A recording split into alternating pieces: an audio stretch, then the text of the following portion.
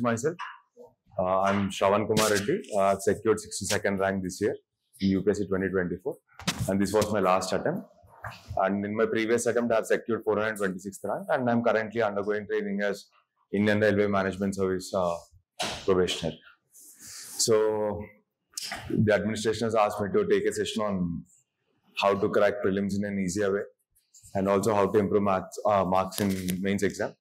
So I would like to rather keep this session interactive, where I would like to take the questions from you, because more or less the resources and all the stuff that is available online is what I have followed and what everyone is following. So I would like to take questions from you. So please feel free. Enta chinna doubt unna gaani do not hesitate. Just ask. We can discuss on it.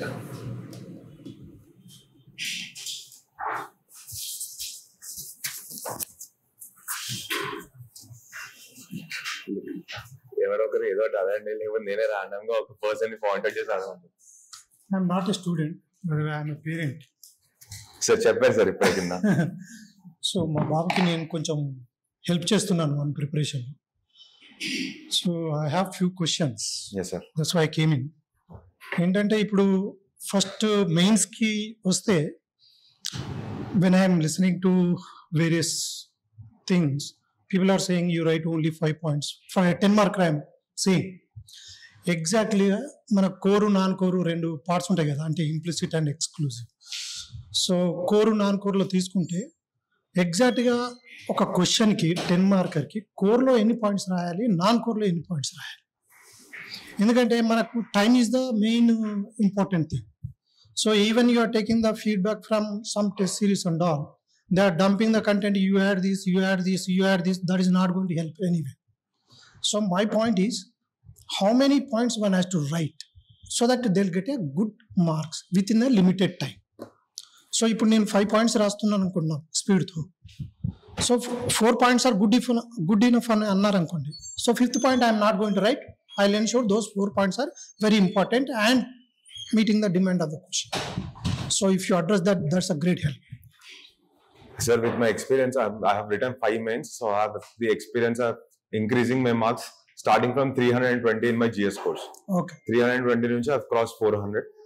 So one thing which I conquer with a lot of people is that the number of marks that we are going to get is proportional to the number of points that we are going to write. That has been the trend. Fortunately or unfortunately, that has been the trend. Okay. And మీరు అన్న ఏదైతే core non core aspects ఉన్నాయో, ఎన్ని core points పెడితే అంత ఎక్కువ fetching ఉంటుంది sir. Okay. Because that is what is the demand of the question. But at the same time, ప్రతి టాపిక్ పైన అంత ఎక్స్పర్టీస్ రావడం అన్నది ఏ క్యాండిడేట్ కైనా difficult, because given the vastness of the syllabus. So general గా candidates ఏం చేస్తాము అంటే 4 to 5 కోర్ పాయింట్స్ అయితే ప్రిపేర్ అవుతాము. We like literally cram them, but we try to write 10 points. ఆ 10 ఇంకొక 5 నాన్ కోర్ పాయింట్స్ పెట్టడానికి చూస్తాం. అంటే మీరు కోర్లోనే ఎగ్జాక్ట్ గా కోర్ కి ఎన్ని పాయింట్స్ రాయాలి అనేది my question, first question. So దానికి అట్లా స్పెసిఫిక్ అన్నది ఏం లేదు sir. If you can write 7 to 8 core points itself, that will fetch you half mark more for the answer. Okay. But that half mark, when it adds up to all the questions, that is what actually creates the difference. Okay. End of the day. Okay. So మనం information మన mind లో better గా ఉంది, we are able to bring on 6-7 points అన్నప్పుడు it's good. It's always good and it is advisable also. Okay. But ఒకవేళ మనకు only 4 గుర్తొస్తున్నాయి moment care అంటే, it is not advisable to stop there. We need to write 3-4 other additional points which may be non-core, so that the examiner will feel that array 7-8 points రాశారు అని. So that is important. And UPSC one thing is that కొన్ని points మనకు చాలా generalist గా అనిపిస్తాయి sir. For example, ఇప్పుడు ఈ scheme పనిచేయకపోవడానికి reasons ఏంటి అని క్వశ్చన్ ఉంది అనుకోండి, అవేర్నెస్ లేదు అన్నది చాలా జనరలిస్ట్ పాయింట్ లాగా అనిపిస్తుంది. But that is actually the ground reality. So ఆ పాయింట్ రాసినప్పుడు ఏమైంది అని అంటే, ఎగ్జామినర్ ఆల్సో అప్రిషియేట్స్ దట్ అరే he's not striking off that this is a very silly reason. He's trying to observe in a multi dimensional perspective what all is happening. So ప్రతిసారి core just technicalities లోకి వెళ్లకుండా, having that journalist perspective, because we're going to be journalist as an IAS officer or IPS officer or IAS officer. The job is of a journalist in nature. So అలాంటప్పుడు ఒక holistic understanding and easy to uh grounded రియాలిటీలో points ఉన్నప్పుడు they do appreciate. Okay sir, ఇంకోటి sir, notes, next question is about the notes preparation. So notes preparation ఉన్నప్పుడు ఏ topper అయినా సరే మీరు సిలబస్ తీసుకోండి, దాంట్లో A4 పేపర్ తీసుకోండి, రాయండి. ఇలా చెప్తున్నారు. కాకపోతే only every topic is synchronise into only the 1 paper or 2 papers. Really, is it true? ఎందుకంటే నేను when I'm looking at the syllabus or whatever the pointers, it goes, sometimes, for example, United Nations. Can I really make into 2 pages? Definitely not. Definitely no. True. Right? Yes, sir. So, నా question ఏంటంటే, so these notes preparation in line with the PYQs plus some test series questions, or how the things? Exactly. How you made it? Sir, if we look at the syllabus, ఏదైతే ఉందో దాంట్లో it can be split into static and dynamic parts, sir. For example, in general studies, optional perspective లో మాట్లాడట్లేదు, talking from journalist perspective. ఇప్పుడు GS2 paper ఉంది sir, polity, it has governance and it has international relations. Polity and governance more or less static questions వస్తాయి exam లో, and international relations వచ్చేసి more or less dynamic questions పడతాయి. If you can see the trend, అది ఎప్పుడైతే exam జరుగుతుందో దానికంటే 6 months ముందు current affairs చదివితే you'll be able to address those questions. That is how higher questions are framed. So అలాంటప్పుడు ఏం చేయాలంటే starting if you can have that solidified content, అది ఎందుకు అది ఇంపార్టెంట్ అంటే సార్ మీరు అన్నట్టు ఇనిషియల్ గానే 1-2 pages లో ఏ టాపిక్ కి నోట్స్ రాదు. Exactly, I do agree on that point. కాకపోతే మనం prepare once we focus on revision ముందుకెళ్లే కొద్ది ఏమైంది అని అంటే we need to have just only keywords లాగా ఉంటుంది సార్. దట్ 2 pages ఎలా ఉంటుంది అని అంటే those are not complete sentences, those are not complete paragraphs, those are only like keywords.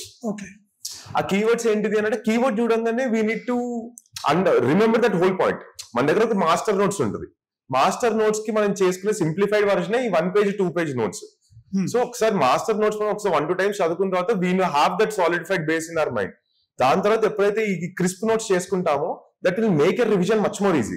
Okay. So when we write only those keywords, we should be able to remember that whole point in our master notes. Okay. అప్పుడు అది benefit అవుతుంది. That will increase your number of. మీరు అనేది last minute revision కి మీరు చెప్పిన notes I agree, but in between that, for example first time చదివినప్పుడు ఒక 2-3 సార్లు చదివాను, then I prepare my notes how what to write in the exam, let's say. Okay, next piece of notes ఏంటి, before going to the exam I need to revise it. So I'm not asking about this part, last part. I'm asking about the mid part. Starting part దాని నుంచి దాన్ని మనం trim చేసుకుంటూ వస్తాం sir notes. For example I used to make my notes in digital format లో notes చేసుకున్నాం. So ఆ pages లో ఏదైతే పెట్టుకునేదో దాన్ని ప్రాపర్ గా మనం ఎలా అయితే బుక్ పబ్లిష్ చేస్తామో అలానే ఉండింది నా నోట్స్ అంతా, with the table of contents, with that sub headings, exact గా అలానే ఉంది. సో అది ఓవర్ టైమ్ ఫస్ట్ ప్రిపేర్ చేసినప్పుడు ఆల్మోస్ట్ 250 page డాక్యుమెంట్ స్టార్టింగ్ లో ఓన్లీ ఫర్ GS2. అది ఏమైపోయిందంటే మిడ్ లెవెల్ కి మీరు ఏదైతే అంటున్నారో అది వచ్చేసరికి చాలా పాయింట్స్ స్ట్రిమ్ అయిపోతాయి. ఆ నోట్స్ ఎలా ట్రాన్స్ఫార్మ్ అవుతుంది అని అంటే how are we going to put that point in the exam. ఆ 1.5 line లో రాయాలి అని అంటే how should I frame that point. Absolute words తీసేస్తాం, రిడెండెన్సీ తీసేస్తాము కొన్ని. ఒకవేళ ఒకటే for example what are the issues in the functioning of parliament అని ఉంది అనుకోండి, if I have 20 points, then I for sure no I cannot write 20 points in the exam. Okay. 20 points it's literally impossible to write. Right. So అప్పుడు ఏంటి దాంట్లో prioritise చేసుకుంటాం points. అరే these are the most important points, rest can be discarded. So అలా trim అయితూ will get that. Trimming is fine, but మధ్యలో ఇంకేమన్నా చేసేది ఎలా అనేది మై క్వశ్చన్. ఎందుకంటే I asked my son to do it. For example, agriculture, he has written almost, lot of number of pages. Sir, I would advise actually ఒకసారి topper notes చూడండి sir. అంటే web లో కొంతమంది really good notes is available. అది ఎందుకు, అది almost there last minute notes లాగానే ఉంటుంది అది. బట్ దట్ ఈస్ కొన్ని ఇన్స్టిట్యూట్స్ నోట్స్ కూడా పెట్టున్నారు, హ్యాండ్ రిటన్ నోట్స్ పెట్టున్నారు. ఫర్ ఎగ్జాంపుల్ వాజిరామ్ ఇన్స్టిట్యూట్ ఉంది. వాజిరామ్ ఇన్స్టిట్యూట్ లో GS ఏదైతే ట్రైనింగ్ అవుతుందో వాళ్ళు ఎగ్జాక్ట్ నోట్స్ అప్లోడ్ చేసిన కొన్ని కాపీస్ ఉంటాయి toppers. If you can look at that notes, మీకు యాక్చువల్లీ మాస్టర్ నోట్స్ ఎట్లుంటుందని ఒక ఐడియా వస్తుంది. And when you can compare it to that final revision notes, ఎంత డిస్కార్డ్ అయిపోయింది అన్నది కూడా you can figure it out sir. Thank you.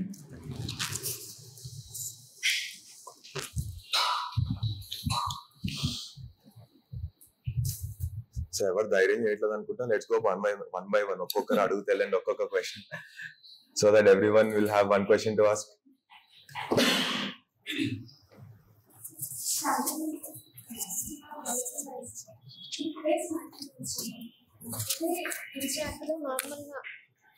Generalise అంటే ఇట్లా నార్మల్గా లైన్ టు లైన్ చదువుకుంటూ కాన్సెప్ట్ అర్థం చేసుకోవడం ఓకేనా, లేకపోతే అందులో నుంచి కూడా ఇంపార్టెంట్ పాయింట్స్ తీసుకోవాలన్నా, అంటే డెప్త్ వెళ్ళాలన్నా స్టార్టింగ్ జనరల్గా అట్లా చదువుకుంటూ వెళ్ళిపోతే సరిపోతుంది?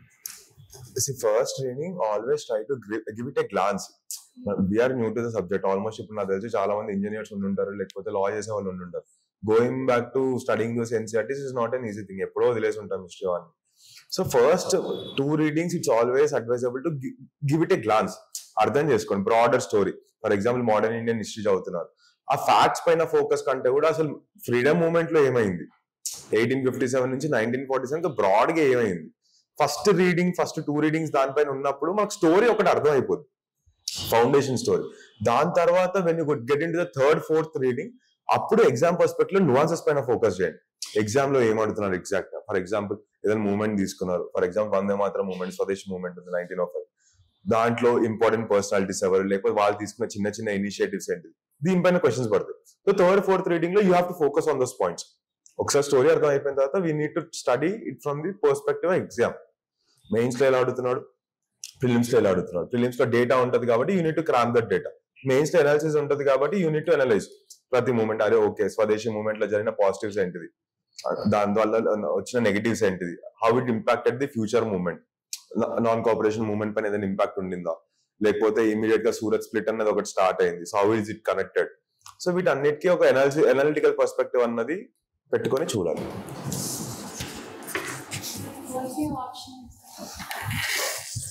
నేను చెప్తాను, but you have to ask another question. My option is mathematics.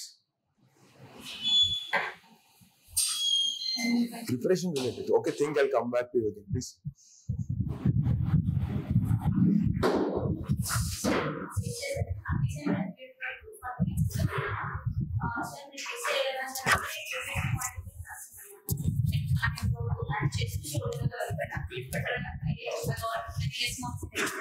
So, any suggestion for? See, actually, ఇది కొంచెం డౌట్ఫుల్ అనే చెప్పాలి, ఎందుకంటే నేను కూడా అనలిటికల్ వర్షన్ లో రాశాను. యూపీఎస్సీలో every single time I scored very good marks in essay. Every time almost 130+ వచ్చాయి, barring only 1 year. And I really don't know ఎందుకు గ్రూప్ 1 లో నాట్ జస్ట్ మీరండి, చాలా మంది క్యాండిడేట్స్ కి ఎందుకో మార్క్స్ పడలేదు. యూపీఎస్సీ లో మంచిగా వచ్చిన ఎస్ఏ టాపర్స్ కి గ్రూప్ 1 లో మార్క్స్ పడలేదు. So I do not know the exact pattern of evaluation of group 1. So okay sir, but anecdotal is a very good way to write an essay. Yes, UPSC appreciate because నేను UPSC mains prepare అయినా 2-3 years. So complete గా ఆ pattern లోనే రాసాను. ఇంకా so మిగతా papers కూడా అలానే ఫాలో అయినాను UPSC ప్యాటర్న్ లోనే. ఓన్లీ ఎస్ఏలో కూడా ఎస్ఏలోనే తక్కువ మార్క్స్ వచ్చినాయి, రిమైనింగ్ అన్ని సబ్జెక్ట్స్ లో నాకు గుడ్ మార్క్స్ వచ్చినాయి. అందులో రావడం వల్ల నాకు సర్వీస్ రాలేదు. So yes sir, but okay sir, anecdotal is a very good way to write an essay. and నేను నా 6 attempts లోను అలానే రాసాను essays. Okay sir, thank you sir. అడగండి. ప్రిపరేషన్ ఇప్పుడిప్పుడే స్టార్ట్ చేశారు, చాలా డౌట్స్ ఉంటాయి యాజ్ అన్ ఆస్పిరెంట్. ఈ డౌట్స్ తీర్చుకోవడం ఎందుకు ఇంపార్టెంట్ అని అంటే మీకు నెంబర్ ఆఫ్ ఇయర్స్ ఎక్కువ పట్టకూడదు in clearing this exam. That is the most important thing. ఇప్పుడు నేను స్టార్ట్ చేసిన టైంలో నాకు I had no one to tell me, అరే ఇది ఇక్కడ దాకా నేను చదివితే చాలు, ఇది చదవడం important, this can be discarded, ఇవన్నీ చెప్పడానికి ఎవరు లేరు. అదంతా ఓన్ గా ప్రాసెస్ అంతా తెలుసుకొని చేసేసరికి took so many attempts. Despite having a good educational background, this is the prime reason. So mentor ni gaani faculty gaani doubts అడగడానికి hesitate చేయకండి. That will only save your time and money, both of them. Me youth waste కాకుండా కాపాడుతుంది. So ఎంత చిన్న doubt ఉన్నా కానీ అరే ఇంత చిన్న డౌట్ అని అనుకోకుండా please do ask.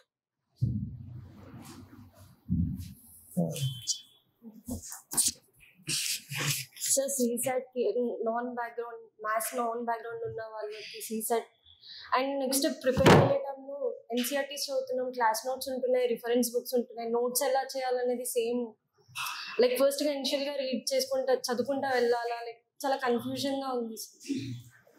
What was your strategy and main గా ఎథిక్స్ అండ్ ఎస్సేస్ కి sir? First I talk about the CSAT. CSAT ఏంటిది అంటే చాలా మంది candidates they push the CSAT preparation to the last minute. వాళ్ళు ఏదో కేక్ వాక్ లా చేసేద్దాము, లేకపోతే జస్ట్ ఇంగ్లీష్ ఒకటి చూసేసుకుందాము, ఇంగ్లీష్ పైన వర్కౌట్ చేసి సీసెట్ క్లియర్ చేసేద్దాం అని అనుకుంటారు. But look at the past 3-4 year trends. ఎవరెవరైతే జస్ట్ ఇంగ్లీష్ పైన రిలే వెళ్ళారో many of them fail CSAT. So first important thing in CSAT is do not push it to the last few days. Well, just last 2-3 months మాత్రమే చేస్తాను CSAT అన్నది అని పెట్టుకోకండి. Analytical ability అంత short span of time లో రాదు, any candidate కి రాదు. సో CSAT లో ఒకళ్ళు మీకు అంత మ్యాథ్స్ బ్యాక్గ్రౌండ్ లేనప్పుడు you have to work continuously. Every single day మనం వర్క్అవుట్ చేసుకుంటూ పోతున్నప్పుడే లాస్ట్ కి వచ్చేసి ఆప్టిట్యూడ్ వస్తుంది. That will make your path clear. This CSAT అది ఫస్ట్ థింగ్. సెకండ్ థింగ్ వచ్చేసి see, infodemic and having the multiple resources is the prime disadvantage of UPSC. You have too many resources and candidates often get confused ఏది చేయాలి అని చెప్పేసి. But I can tell you only one thing, focus and prioritize only standard textbooks. That is the most important thing. And second thing, avoid multiple resources. ఇప్పుడు for example ఇప్పుడు suppose 2 institutes notes ఉన్నాయి అనుకోండి. ఈ institute notes లో ఒక beautiful point ఉంటుంది, ఈ institute notes లో ఒక బ్యూటిఫుల్ పాయింట్ ఉంటుంది. సో ఆ బ్యూటిఫుల్ పాయింట్ కోసం మీరు 2 ఇన్స్టిట్యూట్స్ నోట్ చదివారు అని అనుకోండి, you are losing a lot of time. మీరు దాన్ని ఎలా అనలైజ్ చేయాలి అని అంటే ఆ పాయింట్ మీరు చదవడానికి ఎంత టైం పెడుతున్నారు just to find out that one point. That is the first thing.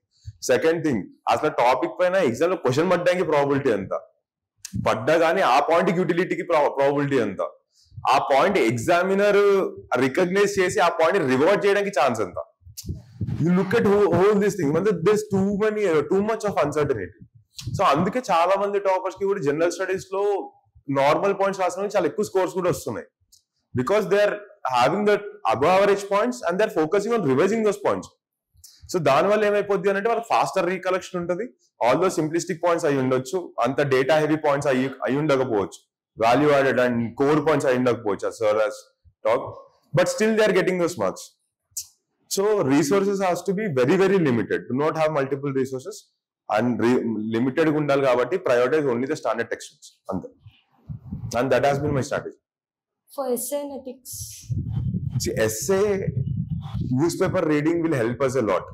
Newspaper reading lo editorial section chadavani. Editorial section dantlo information నేర్చుకోవడానికి చదవకండి. Try to understand their style of writing. ప్రతి ఒక్క author కి ఒక style of writing ఉంటుంది.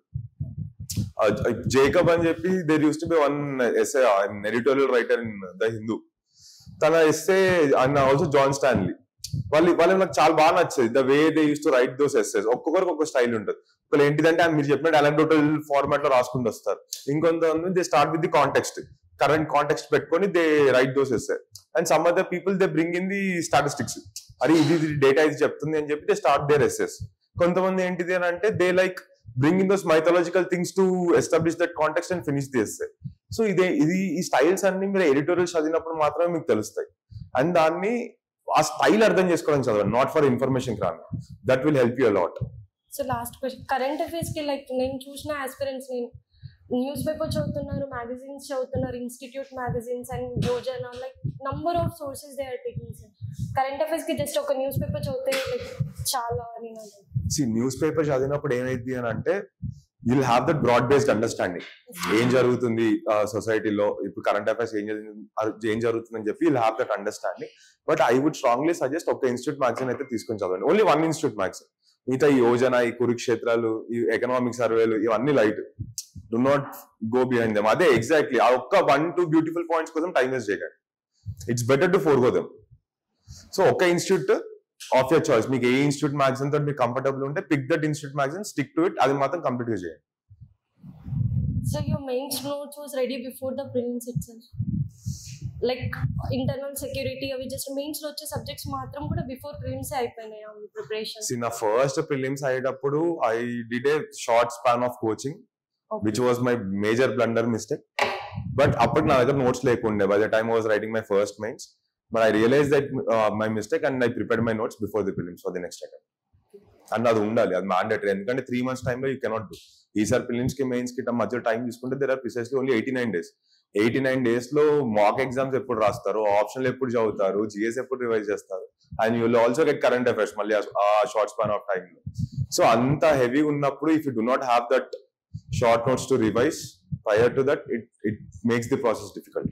And when did you start to write this mock test for prelims? February, ఒక 80-90 days ముందు start చేస్తా usual exam కి. Thank you, sir. Sorry.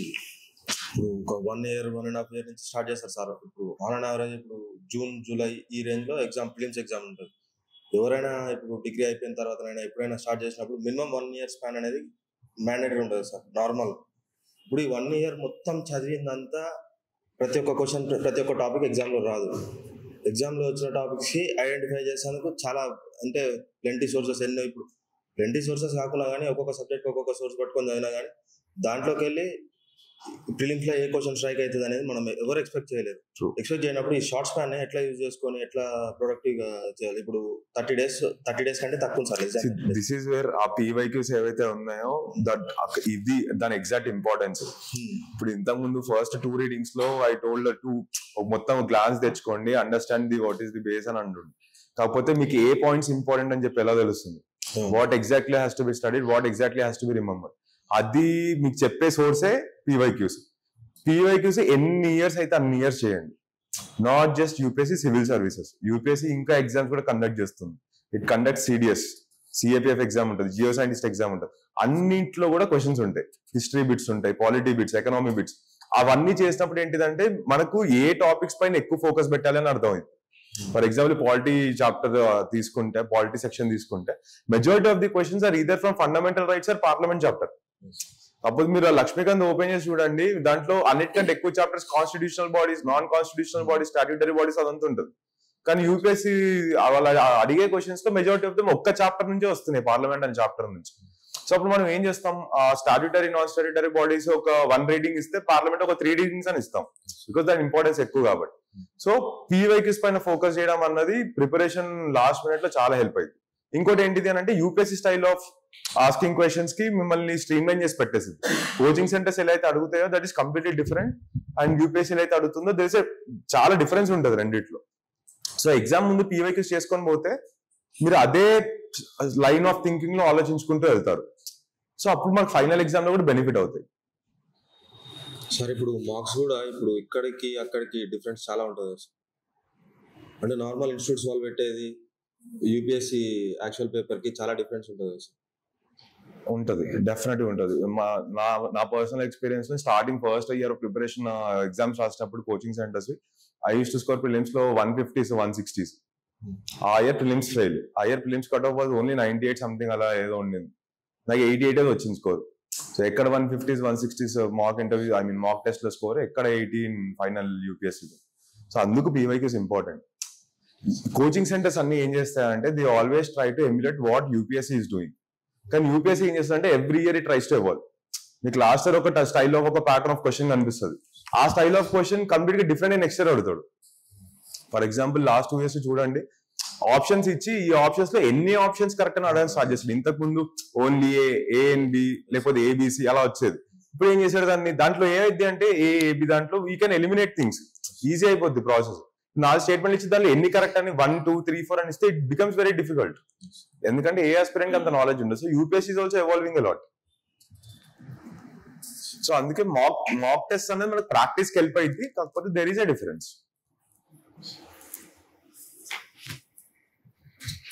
Hello sir, మీరు చెప్పారు కదా మెంటర్ లేకపోవడం వల్ల లేట్ అయింది. ఒకవేళ మీరు ఇప్పుడు ఎవరినైనా గైడ్ చేయాలంటే ఎలా గైడ్ చేస్తారు? ఒక 1 year లో ఫస్ట్ అటెంప్ట్ క్లియర్ చేయాలి, ప్రతి పేపర్ స్ట్రేట్ చేయాలి, GS 1 2 3 4. Candidate ability batti my focus will be on only 2 things. Only first standard textbooks, next PYQs, both for prelims and mains. Prelims and mains enta solve chestha anta better, enta raste anta better. No matter how intelligent you are, akkada exam scene is completely different. What UPSC is asking from us is very very different.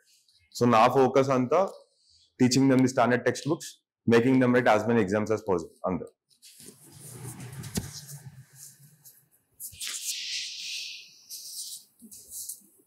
Sir, how map pointing helped you in your preparation? Map pointing prelims lo help అవుతాయి కదా, it gives you easy marks. So basically మనం most important places news చూసుకున్నప్పుడు ఏమైపోద్ది అని అంటే ఎంత కాదన్నా similar places similar questions పడతా ఉంటాయి UPSC ప్రిలిమ్స్ ఎగ్జామ్స్ లో. So that will fetch you easy 4 to 6 marks in exam. 2-3 questions అయితే ఈజీగా వస్తాయి. సో ఎక్సెస్ ఎంఫసిస్ అవసరం లేదు దానిపైన. Just focus on PYQs, A places పైన ఎక్కువ ఫోకస్ చేస్తున్నారు అని. దాంతో పాటు ఏదో coaching centre the map pointing ఒక కాంప్రహెన్సివ్ వీడియో వస్తుంది లాస్ట్ కి, అది ఒక్కటి చేస్తే సరిపోద్ది. You do not need to stress too much on it. Sir, which type of questions we may expect in interview? Possible. See, interview అన్నది candidates expect that their interview will go on DAF. Detailed application form అనేది ఒకటి fill చేస్తాం. Once the mains exam is over and you clear it, దాంట్లో ఏంటిదంటే extra curricular మన hobbies ఏమున్నాయి, మన prices medals ఏమున్నాయి, మన ఏ స్పోర్ట్స్ ఆడతాం, ఇదంతా ఒక డీటెయిల్ అప్లికేషన్ ఫామ్ అని ఉంటుంది. It also has that basic details, మనం ఎక్కడి నుంచి, మన పేరెంట్స్ ఏం చేస్తారు, ఇదంతా. So we expect that the interview will go on DAF. అండ్ ఈ ఇయర్ చాలా మందికి DAF పైనే వెళ్ళింది interview. And but interview has no bounds, they can ask you anything. There was a board in UPSC interview who just focus on current affairs. లేకపోతే out of the view random questions అడుగుతారు just to test your composure ఎట్లా అని. So అలా ఇదే అడుగుతారు అన్నది ఏం లేదు. అంటే అక్యురేట్ గా తెలిసిన క్వశ్చన్స్ కి తెలిసినట్టుగా చెప్పాలి, లేదా సమ్ ఎక్స్పెక్టేషన్స్ గా చెప్పవచ్చు ఆన్సర్స్. UPSC ఆ ఇంటర్వ్యూ సిలబస్ మీరు అబ్జర్వ్ చేస్తే they write integrity as their first requirement. So they expect you to be very very honest. ఇది ఎందుకు ఇంపార్టెంట్ అన్నది అర్థం చేసుకోండి. ఇప్పుడు మీ ఫీల్డ్ లోకి వెళ్ళాక when you take a decision half knowledge thought కానీ with no knowledge we're guessing on something, ఆ డెసిషన్ ఇంపాక్ట్ అన్నది లాక్స్ ఆఫ్ పీపుల్ పైన ఉంటుంది. So you cannot afford to do that. So అప్పుడు ఏం చేయాలి? As a civil servant they expect you to recognise that you do not have that knowledge. You wait, you ask experts, లేకపోతే తెలిసిన వాళ్ళ దగ్గర కనుక్కొని వచ్చిన ఇన్ఫర్మేషన్ బేసిస్ పైన they expect you to act, take a decision. So anduku they test that very similar thing in the UPSC interview also. They want you to tell that you do not know if you do not know. Akkada guess work adantha, that's not appreciated. Thank you sir. Sir, newspaper Hindu బెటరా, Indian express బెటరా? అంటే balanced view కోసం Indian express చదవమంటారు చాలా మంది. అర్థం కాదు, మళ్ళీ చెప్పండి.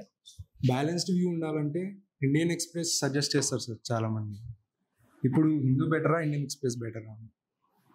న్యూస్ పేపర్ నుంచి వ్యూ డెవలప్ అయిపోద్ది అని అయితే నేను నమ్మను. బికాస్ మనం చదివే పర్స్పెక్టివ్ కూడా అది ఎలా ఉంటుంది అంటే, వ్యూస్ అనేది ఎక్కడ వస్తుంది? జనరల్ బేస్ గా ఎడిటోరియల్ సెక్షన్ నుంచి వ్యూస్ వస్తాయి. ఎడిటోరియల్ సెక్షన్ లో ఏమైపోద్ది అంటే అంత హ్యూజ్ యూటిలిటీ ఫర్ ఎగ్జామ్ ఉండదు ఎడిటోరియల్ సెక్షన్ నుంచి. బికాస్ ఎడిటోరియల్స్ పైన ఫోకస్ చేసే బదులు కోచింగ్ సెంటర్ మెటీరియల్స్ పైన ఫోకస్ చేస్తే that will be more rewarding.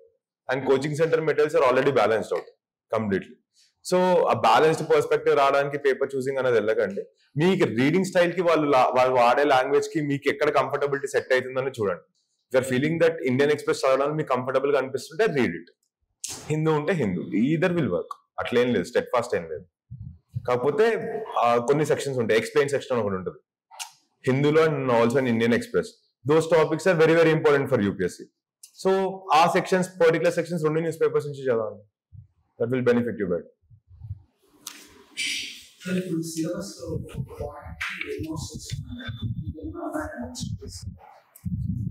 ఇప్పుడు లేవు. I try to get some other.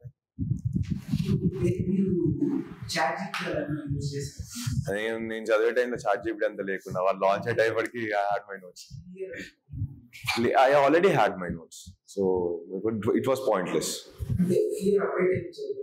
అంత అవసరం లేదు, జస్ట్ 1 to minor additions అంతే, ఇంతకుమించి హ్యూజ్ అప్డేషన్స్ ఏం. సార్ ఏదైనా ఇప్పుడు బ్యాక్గ్రౌండ్ లేని సబ్జెక్ట్ చదువుతాం కదా, ఇప్పుడు దాన్ని ఎలా స్టార్ట్ చేయాలి? ఇది మా ఫ్రెండ్స్ పర్స్పెక్టివ్ నుంచి చెప్తున్నా. They also faced a similar problem. వాళ్ళు ఏం చేసేవాళ్ళు అని అంటే, first they used to start with 11th and 12th NCERTs. ఎందుకంటే those are the primary standard books for exam. 11th for example geography చదువుతున్నారు, some arts student is reading on geography which is a technical subject. చదువుతున్నప్పుడు they started with 11th and 12th. అది చదువుతున్నప్పుడు if they are able to understand it, they stuck to that 11th, 12th మాత్రమే. ఒకవేళ వాళ్ళకి అది అర్థం కాకపోతే they went to previous classes 10th, 9th, 8th. ఎందుకంటే క్లాసెస్ లోవర్ లెవెల్ స్టాండర్డ్స్ వచ్చేసరికి ఏమైంది అంటే the language becomes much more lucid. Easy language explain చేయడం స్టార్ట్ చేస్తాడు. So if you are able to understand higher level, higher standard subjects, మీకు time save అవుద్ది. ఒకవేళ మీకు అది అర్థం కావట్లేదు అని అంటే lower level standard textbooks చదివితే బెటర్, ఈజీ అండర్స్టాండింగ్ వచ్చేస్తుంది. అంటే మనం ఆ సబ్జెక్ట్ మీద పర్ఫెక్ట్ గా ఉన్నామని మనకు ఎలా తెలుస్తుంది? ఎగ్జామ్ లో మార్క్స్ వచ్చినప్పుడు. లేదు, దట్స్ ది ట్రూత్. అంటే మనం ఎంత ఎక్స్పర్ట్ ఉన్నా కానీ ఎగ్జామ్ లో మార్క్స్ రానప్పుడు ఇట్స్ పాయింట్లెస్. మనం ఏం చెప్తాం? ఇప్పుడు సపోజ్ హిస్టరీ పైన మాక్ టెస్ట్ అయింది, I'm an expert of history అనుకోండి, BA MA చేశాను హిస్టరీలో, బట్ నా ప్రిలిమ్ స్కోర్ నాకు రావడం లేదు హిస్టరీలో, and my fellow candidates are scoring much better. How can I claim that I have a very good knowledge in history? So exams will always help you gauge the performance, మీరు ఎక్కడ ఉన్నారు అని. Mock test రాయడానికి one of the important reason అది. మనం చదువుతున్నాము, అది ఎంతవరకు గుర్తుంది, ఎంతవరకు మనకి ఎగ్జామ్ లో గుర్తొస్తుంది, అందుకు మాక్ టెస్ట్ రాయాలి. Sir first of all congratulation. Thank you. So ఇప్పుడు మీరు 5 attempts ఇచ్చారు కదా సార్. సో ఫస్ట్ అటెంప్ట్ కి ఈ అటెంప్ట్ కి లైక్ ఆన్సర్ రైటింగ్ మీరు ఎట్లా ఎవాల్వ్ చేసుకుంటూ వచ్చారు? లైక్ మీరు ఫస్ట్ రాసినప్పుడు ఆన్సర్స్ ఏ విధంగా ఉండేవి, ఇప్పుడు అంటే లైక్ ఈ అటెంప్ట్ లో లైక్ మీరు ఏ చేంజెస్ చేసుకున్నారు మెయిన్? ఫస్ట్ మెయిన్స్ లో I did not know the basics of answer writing. అరే అంటే ఇలా పాయింట్ ఫార్మాట్ లో అనేది ఒకటి ఉంటది, లేకపోతే డయాగ్రామ్స్ కొట్టాలి, లేకపోతే పేజెస్ టాప్ టు బాటమ్ మొత్తం రాయాలి, ఎన్ని పాయింట్స్ ఎక్కువ రాస్తే అన్ని మార్క్స్ వేస్తారు, ఇవన్నీ ఏం తెలియదు. అండ్ ఆన్సర్ రైటింగ్ చేసేవాడిని కదా. I did not know 4000 words రాయడం అనేది ఎంత కష్టం అన్నది నాకు తెలియదు. సో అప్పుడు ఆ year my first exam was directly in mains hall, and that was really difficult. 4000 words ఒక ఫస్ట్ టైం వరకు అట్లా రాయడం అన్నది ఇట్స్ నియర్లీ ఇంపాసిబుల్. సో నా అన్ని ఆన్సర్లు ఎలా ఉండే అంటే పారాగ్రాఫ్ ఫార్మాట్ లో ఉండేవి, జస్ట్ ఓన్లీ 1.5 పేజ్ మాత్రమే ఆన్సర్ వచ్చేది. సో దానివల్ల ఫస్ట్ 2 attempts పోయింది, because I already had maths was my optional, that is also taking considerable amount of time. కాకపోతే ఒకసారి థర్డ్ అటెంప్ట్ వచ్చేసిన తర్వాత ఏమైంది అంటే ఐ కుడ్ సీ, అరే actual challenge I'm facing in exam hall, I have to work more on my answer writing అని చెప్పేసి. So కొంచెం ఫ్రెండ్స్ తోటి మాట్లాడడం, already people who have cleared mains, అరే వాళ్ళ స్ట్రాటజీ ఎలా ఉండింది. I had a mentor Ramanna అని, he always used to score 420s 430s in his GS. So అన్న స్టైల్ అడాప్ట్ చేసేసుకొని దానిపైన వర్కౌట్ చేయడం స్టార్ట్ చేశాను. సో పాయింట్ వైజ్ రాస్తే బెటర్ అంటారా సార్? పాయింట్ వైజ్ రాస్తేనే బెటర్, ఎక్కువ పర్స్పెక్టివ్స్ చూపించడం కుదురుతుంది. అండ్ అంటే దాని అర్థం పారాగ్రాఫ్ ఫార్మాట్ వర్కౌట్ కాదు అని కాదు, it's just that my view అంతే.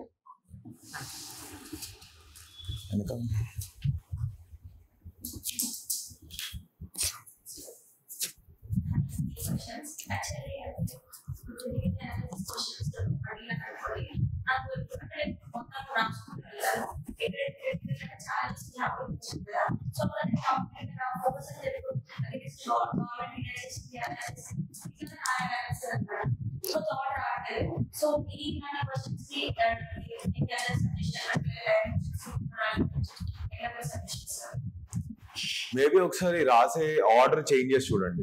ఫస్ట్ రైట్ జనరల్ మన ఆర్డర్ ఎట్లుంటది అని అంటే ఇంట్రొడక్షన్ అయిపోయిన తర్వాత క్రిటికల్ అనాలిసిస్ క్వశ్చన్స్ కి పాజిటివ్ పెట్టేసి నెగిటివ్స్ పెట్టేసి వెళ్తాము. ఒకసారి ఆర్డర్ చేంజ్ చేయండి, నెగిటివ్స్ ఫస్ట్ రైజ్, దాని తర్వాత పాజిటివ్స్ పెట్టండి.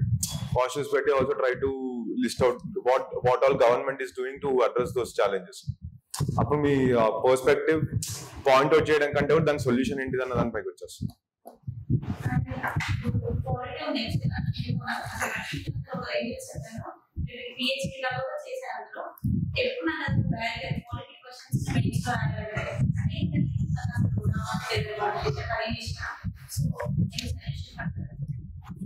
GS2 ఏదైతే మెయిన్ సిలబస్ ఉందో దాన్ని లక్ష్మీకాంత్ నుంచి రాయడం అనేది కొంచెం డిఫికల్ట్.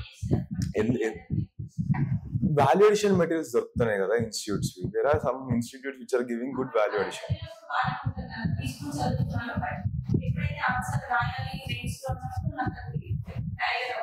ఒకసారి రివర్స్ ఇంజనీరింగ్ ట్రై చేసి చూడండి. Coaching centre mock test papers ఏవైతే ఉంటాయో, టేక్ దోస్ పేపర్స్, క్వశ్చన్ చూసి రాయకండి, అట్లీస్ట్ ట్రై టు థింక్ మీరు ఏం రాయాలనుకుంటున్నారు దాంట్లో అని చెప్పి.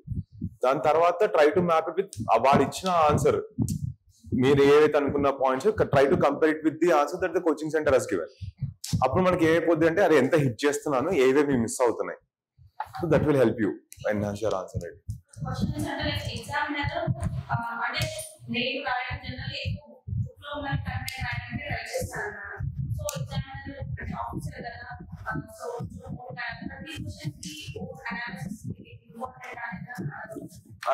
అది లేదు.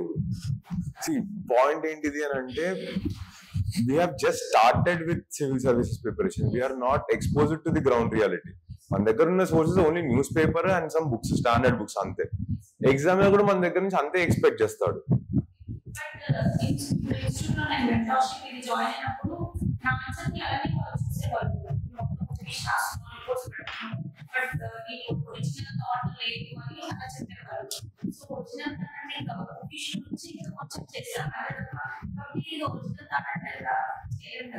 అది ఐ డూ అగ్రీ. కాకపోతే ఒకసారి వాళ్ళ దగ్గర ఒకసారి కన్ఫర్మ్ చేసుకోండి. Maybe they are expecting a conclusion out of that answer.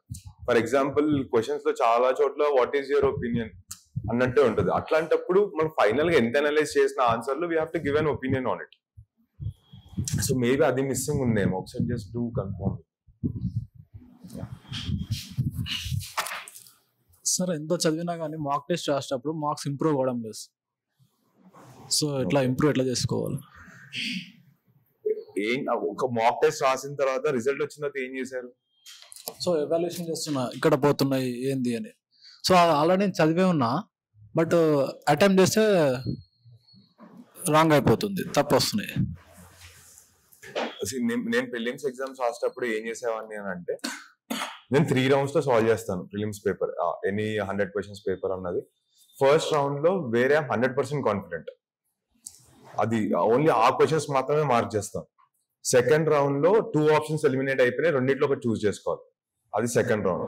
Third round కి వచ్చేసరికి ఒక ఆప్షన్ ఎలిమినేట్ అయింది, no option is eliminated, I have to pick an answer. 3 rounds. ఇట్లా మొత్తం అంత పేపర్ అంతా సాల్వ్ చేసిన తర్వాత ఒక టేబుల్ వేసుకొని, అరే ఓకే ఈ 3 rounds ఒక్కొక్క రౌండ్ లో ఎన్ని క్వశ్చన్స్ చేశాను, ఆ చేసిన క్వశ్చన్స్ లో ఫస్ట్ రౌండ్ లో నేను అటెంప్ట్ చేసిన క్వశ్చన్స్ లో ఎన్ని కరెక్ట్ అయ్యాయి, ఎన్ని తప్పు అయ్యాయి, సెకండ్ రౌండ్ లో చేసిన దాంట్లో ఎన్ని కరెక్ట్ ఎన్ని తప్పు. దానివల్ల ఏమైంది అని అంటే, ఫస్ట్ రౌండ్ ఏదైతే నేను 100% కాన్ఫిడెంట్ ఉన్న క్వశ్చన్స్ ఏవైతే అనుకుంటున్నానో, if I making a lot of mistakes there, ఇంకా అక్కడ ఎగ్జామ్ పోయినట్టే. అంటే ఇఫ్ ఐఎమ్ థింకింగ్ దట్ అరే నాకు ఈ టాపిక్ పైన నేను 100% నమ్మకంతో ఐఎమ్ అటెంప్టింగ్ ఏ క్వశ్చన్, కానీ ఆ క్వశ్చన్ తప్పు పోయింది అని అంటే ఏంటిది, either I fail to remember that thing, లేకపోతే రాంగ్ ఏదో గుర్తుపెట్టుకున్నా. సో మన ఫోకస్ అంతా ఏముండాలి అంటే, ఈ ఫస్ట్ రౌండ్ ఏదైతే ఉందో దట్ షుడ్ ఆల్వేస్ బి 100%. అది రావాలి అని అంటే ఎవాల్యుయేషన్ చేసుకునేటప్పుడు we have to be honest with our selfs. మనకు నిజంగానే తెలుసా తెలీదా, 100% తెలిస్తేనే అటెంప్ట్ చేయాలి, అప్పుడే అనాలిసిస్ వస్తుంది. అలా కాకుండా మనం జస్ట్ 1 to 100 అన్ని క్వశ్చన్స్ ని ఈక్వల్ గా ట్రీట్ చేసుకుంటూ వెళ్ళిపోతే ఆ analysis will lead to know where. So ఇట్లా స్ప్లిట్ చేసి చూడండి, దెన్ యూ విల్ నో. అంటే మీరు కంప్లీట్ గా కాన్ఫిడెంట్ ఉన్న క్వశ్చన్స్ పోగొట్టుతున్నారా, లేకపోతే గెస్ వర్క్ వస్తున్న క్వశ్చన్స్ పోతున్నాయా. గెస్ వర్క్ కూడా సపోజ్ 2 options ఎలిమినేట్ అయిపోయి రెండిట్లో మనం పిక్ చేసి ఒక ఆప్షన్ పెడుతున్నాం యాజ్ అన్ ఆన్సర్, ఏదో ఆలోచించే పెడుతున్నాం కదా. సో అప్పుడు ఏమైంది, మనం చెక్ చేసేటప్పుడు కూడా ఏం చేయాలి, సొల్యూషన్ వచ్చిన తర్వాత అరే మనం ఏం ఆలోచించాము, వాడు ఏమి ఇచ్చాడు, కరెక్ట్ అయినా కానీ తప్పైనా కానీ మనం పెట్టినా సరే కరెక్ట్ అయి ఉండొచ్చు, కానీ సొల్యూషన్ చూసిన తర్వాత ఏమనిపిస్తుంది అంటే, ఇట్ రీఇన్ఫోర్స్ యువర్ థింకింగ్, అదే దట్ నువ్వు కరెక్ట్ డైరెక్షన్ అని ఆలోచిస్తున్నావు వైల్ సాల్వింగ్ క్వశ్చన్స్ అని. ఒకవేళ తప్పైంది అనుకోండి, మీరు ఏ లాజిక్ తోటి పెట్టారో అక్కడ ఏ లాజిక్ ఉంది, try to correct that logic, that will help you going forward, వేరే మళ్ళీ నెక్స్ట్ క్వశ్చన్స్ గెస్ కొట్టాల్సి వచ్చినప్పుడు. సో చాలా లాజికల్ గా ఎవాల్యుయేట్ చేసుకుంటూ వెళ్ళాలి. ఇప్పుడు for example prelims paper 45 minutes లో అయిపోద్ది సాల్వింగ్, కాకపోతే I spend almost 4 to 5 hours on analysis. ఆ అనాలిసిస్ రాకపోతే మార్క్స్ ఇంప్రూవ్మెంట్ ఉండదు. సో అనాలిసిస్ కి do spend a lot of time and be very very honest, ఎందుకు పోతుంది అని. కోచింగ్ లేకుండా సెల్ఫ్ ప్రిపరేషన్ ఇప్పుడు చేయొచ్చా? కొంచెం గట్టిగా. కోచింగ్ లేకుండా సెల్ఫ్ ప్రిపరేషన్ చేయొచ్చా అంటున్నా? చేయొచ్చు, డెఫినెట్లీ పాసిబుల్. బట్ ఒకటే ఏం చెప్తానంటే, హ్యావ్ ఎ మెంటర్, గైడ్ చేయడానికి ఒకరు ఉంటే బెటర్ అన్నది నా ఒపీనియన్. ఎందుకు అని అంటే యూపీఎస్సీ సిలబస్ అన్నది ఇట్స్ టూ వాస్ట్, చాలా వేగ్ ఉంటది. సో అట్లాంటప్పుడు ఏమైపోద్ది అని అంటే, ఇంకా అటు ఇటు తిరగడం మొదలు పెడతాం కోర్ వదిలేసి. సో మెంటర్ ఉంటే ఏమైంది అని అంటే, he will keep you focused. అందుకోసం సో కోచింగ్ అనేది మ్యాండేటరీ ఏం కాదు, బట్ ఐ విల్ సే కి హ్యావ్ ఎ మెంటర్. సో ఇప్పుడు లాంగ్వేజ్ పేపర్స్ ఉంటాయి కదా, ఇంగ్లీష్ అండ్ రీజనల్, అవి ఎప్పటి నుంచి ఎక్కడ దాకా ఎట్లా స్టార్ట్ చేయాలి అని? మీ బ్యాక్గ్రౌండ్ మొత్తం ఏ లాంగ్వేజ్ లో జరిగింది? ఇంగ్లీష్, తెలుగు. ఇంగ్లీష్ లోనే జరిగింది. మీకు కంఫర్టబుల్ గా కొట్టేస్తారు, not at all an issue. General గా ఏం చేస్తాము అని అంటే, ఫర్ ఎగ్జాంపుల్ నాది లాంగ్వేజ్ పేపర్ వాస్ తెలుగు ఉండింది, Telugu and English. Telugu just exam కి వెళ్ళి ఒక 1 hour ముందు న్యూస్ పేపర్ ఎడిటోరియల్ తీసుకుని జస్ట్ కాపీ పేస్ట్ చేసేది. ఓకే, ఇప్పుడు రీజనల్ లాంగ్వేజ్ వచ్చేసరికి రైటింగ్ మ్యాటరా? అర్థం కాలేదు. రీజనల్ లాంగ్వేజ్ ఎగ్జామ్ వాల్యుయేషన్ ఉంటది కదా, ఆడ రైటింగ్ మ్యాటరా? Writing definitely matter, psychological impact అన్నది ఎక్స్పెక్ట్, బట్ యూపీఎస్సీ లో మినిమల్ అది. ఓకే, యూపీఎస్సీ లో చెక్ చేస్తారా రీజనల్ లాంగ్వేజ్ లో? అది ఐడియా లేదండి ఎవాల్యుయేషన్. ఇప్పుడు అండ్ జిఎస్ మెయిన్స్ లో టర్మినాలజీ ఇంగ్లీష్ అనేది ఎక్కడ దాకా యూజ్ చేయాలి? మళ్ళీ అడగండి. టర్మినాలజీ ఉంటది కదా పారాగ్రాఫ్ అయినా పాయింట్ మేకింగ్ ఆన్సర్ రైటింగ్ లో టర్మినాలజీ అనేది ఎక్కడ దాకా యూజ్ చేయాలి? హైఫై లేకపోతే నార్మల్ ఇంగ్లీష్ లో యూజ్ చేసినా దే విల్ కన్సిడర్ ఆ కంటెంట్ ని? నార్మల్ ఇంగ్లీష్ యూజ్ చేసినా కన్సిడర్ చేస్తారు. కాకపోతే కొంచెం బెటర్ వొకాబులరీ ఉంటే ఏమైతే అంటే మీరు 5 పదాలు వాడి చెప్పే sentence you can explain it in only 1 sentence. ఇప్పుడు ఫర్ ఎగ్జాంపుల్ ఇప్పుడు ఒక కల్చర్ ఇంకో కల్చర్ ని డామినేట్ చేస్తుంది అని ఒకటి ఎక్స్ప్లెయిన్ చేయాలనుకున్నారు అనుకోండి, కల్చరల్ హెజిమోనీ అనేది ఒక పదం ఉంటుంది. సో అది ఒక్కటి వాడేస్తే హీల్ అండర్స్టాండ్ అరే దిస్ ఇస్ ది థింగ్ అని. అది ఆ పదం తెలియకపోతే వీళ్ళు హావ్ టు ఎక్స్ప్లెయిన్. ఎక్కువ రాస్తే మనకే టైం వేస్ట్ అయింది. అందుకోసం కీవర్డ్స్ నేర్చుకోవడం better.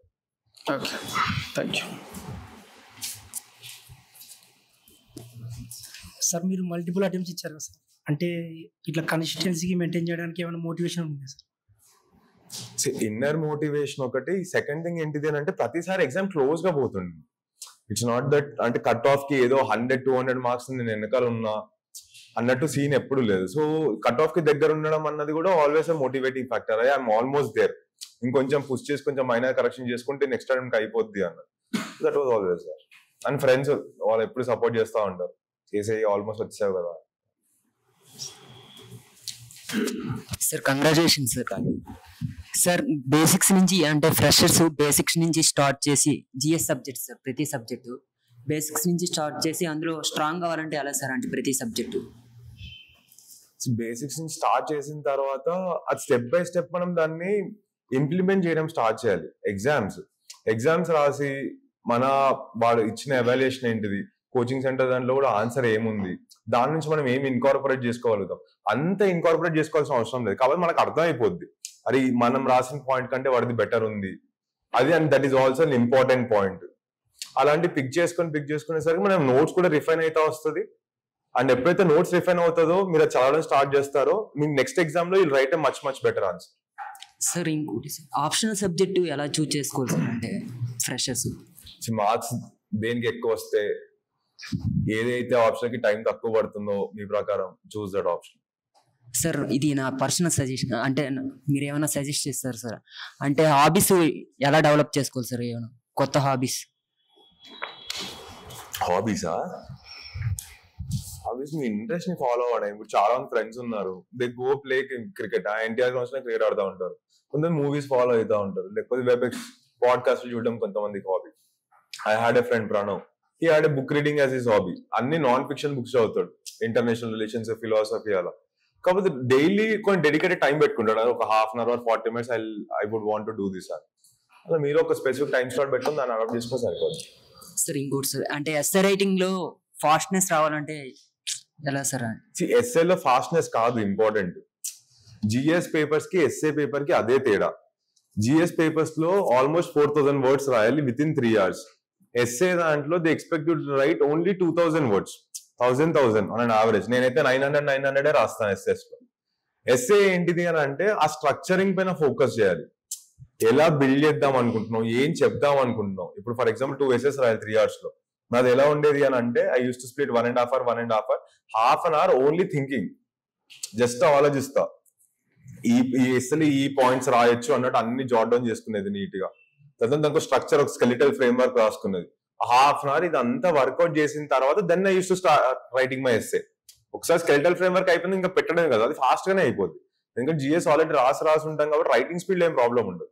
So essay it's all about spending time on your thinking and structurising the essay. Sir exam ముందు టెన్షన్స్ ఇలా వస్తాయి కదా సార్, వాటిని ఎలా హ్యాండిల్ చేశారు సార్ మీరు ఎగ్జామ్స్ లో? అదేవిధంగా ఇంటర్వ్యూలో సార్? లక్కీలీ అన్ఫార్చునేట్లీ నా ఫోకస్ ఎప్పుడు ఆ పర్ఫార్మెన్స్ పైన, ఇన్ దట్ ఇన్స్టెంట్ పైన ఉండేది, రిజల్ట్ పైన ఎప్పుడు ఉండకపోయేది. ఇప్పుడు ఏముందా ముందన్న దానిపైన ఫోకస్ ఉండేది. But people also focus on meditation. కొంతమంది వాళ్ళు they want to stay calm and they want to be isolated. కొంతమంది ఎవరు ఉండకపోవడమే ఇష్టపడతారు, కొంతమంది అందరు ఉండడం ఇష్టపడతారు. సో మన పర్సనాలిటీకి ఏది సెట్ అవుతుంది, మనం ఏం చేస్తే కామ్ ఉంటాం అని ఐడెంటిఫై చేసి అది చేస్తా better. Thank you sir.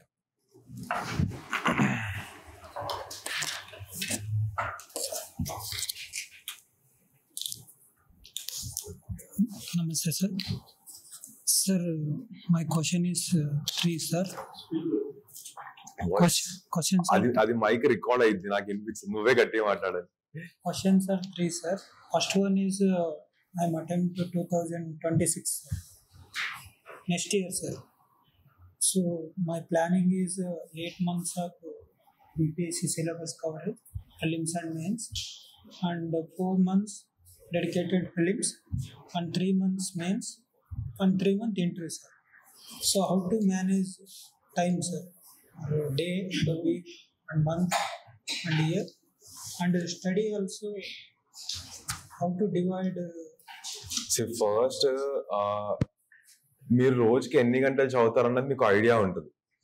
And మీకు యూపీఎస్సీ సిలబస్ చదవడానికి ఎంత టైం పడుతుంది కూడా ఆల్మోస్ట్ ఒక ఫెయిర్ ఐడియా ఉంటుంది. అందరు చెప్పేదాన్ని బట్టి ఒక ఫెయిర్ ఐడియా వచ్చేస్తుంది. మీరు ఏదైతే స్ప్లిట్ చేసుకుంటున్నారో have those monthly and weekly targets. అంటే ఈ మంత్ కల్లా ఇది అవ్వాలి. ఫస్ట్ బ్రాడర్ సెగ్మెంట్ చేసుకొని దాన్ని మైనర్ మైక్రో స్కెడ్యూలింగ్ చేయండి. మైక్రో స్కెడ్యూలింగ్ చేసేసరికి మీకు డైలీ టార్గెట్స్ వస్తాయి. కానీ డైలీ టార్గెట్ వచ్చిన తర్వాత అది రియలిస్టిక్ ఉందా లేదా చూసుకోండి. అంటే ఇప్పుడు డైలీ టార్గెట్ కంప్లీట్ చేయడానికి ఇప్పుడు 22-23 hours పడుతుంది అనుకోండి. That is not at all possible. So ఆ డైలీ టార్గెట్ ఫిక్స్ అయ్యేలాగా somewhere around 10 to 12 hours of study వచ్చేలాగా try to create that schedule. And ఏది ఏమైనా కానీ ప్లస్ ఇంకో 2 గంటలు ఎక్కువ పెట్టాల్సి వచ్చినా కానీ try to complete those targets. అది అవ్వట్లేదు సార్. అంటే టైము పెట్టుకుంటే అది కొంచెం కంప్లీట్ అవ్వట్లేదు. ఏం ప్రాబ్లం? టైం పెట్టుకున్నామో టైంలో కంప్లీట్ అవ్వాలి అని కాదు నేను అంటుంది. నేను ఏమంటున్నాను అంటే బ్రాడ్ ఒక ఐడియా తెచ్చుకోండి, అరే దీనికి ఇంత టైం అని. కానీ ఆ రోజు ఎట్టి పరిస్థితుల్లో మీరు ఏదైతే అనుకున్నారో అది కంప్లీట్ చేయండి. ఒక 2-3 గంటలు ఎక్కువ చదవాల్సి వచ్చినా కానీ ఆ రోజు try to finish up the target. నేను అదే అంటున్నాను. అంటే ఇప్పుడు సపోజ్ ఇప్పుడు మ్యాథ్స్ లో చాప్టర్ ఉంది అనుకోండి, అంటే మ్యాథ్స్ ఆప్షన్ కాబట్టి చెప్తున్నాను. సపోజ్ 50 ప్రాబ్లమ్స్ చేద్దాం అనుకున్నాను అనుకోండి. సపోజ్ 3 hours లో 50 ఒక్కటే కాదు నా టార్గెట్. రోజు 5 hours పట్టినా కానీ 50 ప్రాబ్లమ్స్ చేయడానికి I do those 50 problems. Over time speed improvement చేసుకుంటే దగ్గర తీసుకొని వస్తా. అరే 3 hours లో 50 చేయలేకపోతున్నా అని కూర్చోవడం కాదు పాయింట్. కొంచెం ఎక్కువ టైం పట్టినా కానీ completing the target is what is important. And ఇంకోటి always have some spare time. అంటే ఇప్పుడు వారంలో 7 రోజులు ఉన్నాయి కదని చెప్పి 7 రోజులకు స్కెడ్యూల్ వేస్తాం అనుకోండి, అది ఏమైపోద్ది అంటే ఎక్కడ బ్యాక్లాగ్ ఉన్నా బ్యాక్లాగ్ కవర్ చేసేయడానికి స్కోపే ఉండదు. అలాంటి రివిజన్ కూడా equally important. So have at least 1-2 days of buffer time పెట్టుకోండి ఎప్పుడైనా కానీ. సరే ఈ 5 రోజుల్లో నా ఈ టార్గెట్స్ మిగిలిపోయి ఆ టార్గెట్స్ ని ఫినిష్ చేయాలంటే నాకు ఏదో రోజు కావాలి కదా. సో మండే టు ఫ్రైడే దాకా create your schedule. Saturday Sunday కొంచెం టైం ఆఫ్ లాగా తీసుకోండి. ఒక ఆల్రెడీ అంత టార్గెట్స్ అన్ని కంప్లీట్ గా ఫినిష్ అయిపోయి మండే టు ఫ్రైడే అంటే just revise them on Saturday and Sunday. ఒకవేళ కంప్లీట్ కాలేదు మిగిలిపోయి కొంచెం అంటే అది బ్యాక్లాగ్ టైం లాగా వాడుకొని కంప్లీట్ దోస్ టార్గెట్స్. అంటే ఒక్కొక్కసారి కంప్లీట్ అవ్వకపోతే మా మీద మనకి డౌట్ వస్తుంది సార్, అవుతుందా లేదా అని. సో అప్పుడు ఎలా మోటివేషన్ చేసి ఇది కన్సిస్టెంట్ గా మీకు ఇది అవుతుంది అని అంటే మోర్ ఆర్ లెస్ మీకు కొంచెం అన్రియలిస్టిక్ టార్గెట్ సెట్టింగ్ చేసుకుని ఉండాలి. చాలా ఎక్కువ చదివేస్తే ఈ రోజు అన్న టార్గెట్ సెట్టింగ్ లో ఉండాలి. అట్లా అవుతేనే రెగ్యులర్ గా మిస్ అవుతా పోతుంది. అలా కాదు కొంచెం రియలిస్టిక్. మీకు అర్థం ఇప్పుడు ఇన్నిసార్లు మిస్ అవుతుందంటే మీరు పెట్టుకున్న టార్గెట్ కి మీ కెపాసిటీకి ఆ మిస్ మ్యాచ్ అనేది తెలుస్తుంది కదా. సో టార్గెట్స్ అనేది తగ్గించండి. అప్పుడు టార్గెట్స్ తగ్గించి మీ వల్ల ఎంత అవుతుందో అంతవరకు పెట్టుకోండి. అంతకని కొంచెం 10% ఎక్కువ పెట్టుకోండి మిమ్మల్ని పుష్ చేసుకోవడానికి. అంతే పెట్టుకోండి. Don't have too much of unrealistic targets. మనకి అందరి కెపాసిటీస్ వేరుంటాయి. అందరి కెపాసిటీస్ బట్టి వాళ్ళ ప్రిపరేషన్ స్టైల్ ఉండదు. ఇంకొకరిని ఎమ్యులేట్ చేయడానికి ట్రై చేయగలరు. సార్ ఇంకొకటి sir distraction sir, social media and people sir. ఇంకా ఎన్ని ఇయర్స్ చదువుతాం, సో ఇంకా ఎన్ని ఇయర్స్ అది ఇది డిమోటివేషన్. సో అది ఎలా కంట్రోల్ చేసుకోవచ్చు సార్? అవన్నీ ఎక్కువ పట్టించుకోకండి. నేను పట్టించుకోలేదు, ఇంకా పట్టించుకోకపోవడం తప్ప మన దగ్గర ఆప్షన్ లేదు. పట్టించుకున్నామంటే ఎక్కడికి వెళ్ళదు. సో దాని గురించి మీ అట్లీస్ట్ మీరు కీప్ వర్కింగ్ హార్డ్, కన్సిస్టెంట్ గా మీరు వర్క్ చేయండి. మీ పైన మీరు నమ్మకం పెట్టుకోండి. ఇంకా వాళ్ళు అనేవాళ్ళు ఎప్పటికీ ఉంటానే ఉంటారు. అంటే మనం దేశ ప్రధానమంత్రి అయినా కానీ ఇంకోటి ఉంటాడు అనేదానికి ఆపోజిషన్ లీడర్. సో అది వాళ్ళు పట్టించుకోకండి, మీరు చేసేదాని పైన ఫోకస్ పెట్టండి అంతే. Last question sir, rewarding sir. ఏమైనా టాస్క్ కంప్లీట్ చేసుకుంటే చదవడం అని, రైటింగ్ ఆన్సర్ అని, సో రివార్డ్ ఎలా మనం స్మాల్ రివార్డ్స్ దాని take the help of mentor. అందుకే అది తెలియాలి పర్ఫెక్ట్ గా అంటే you need to have that mentorship ఉన్నప్పుడు they will give you better perspective. మన సెల్ఫ్ వెళ్ళినప్పుడు ఎంత కాదన్నా కొంచెం బయాస్ వస్తుంది. Thank you sir.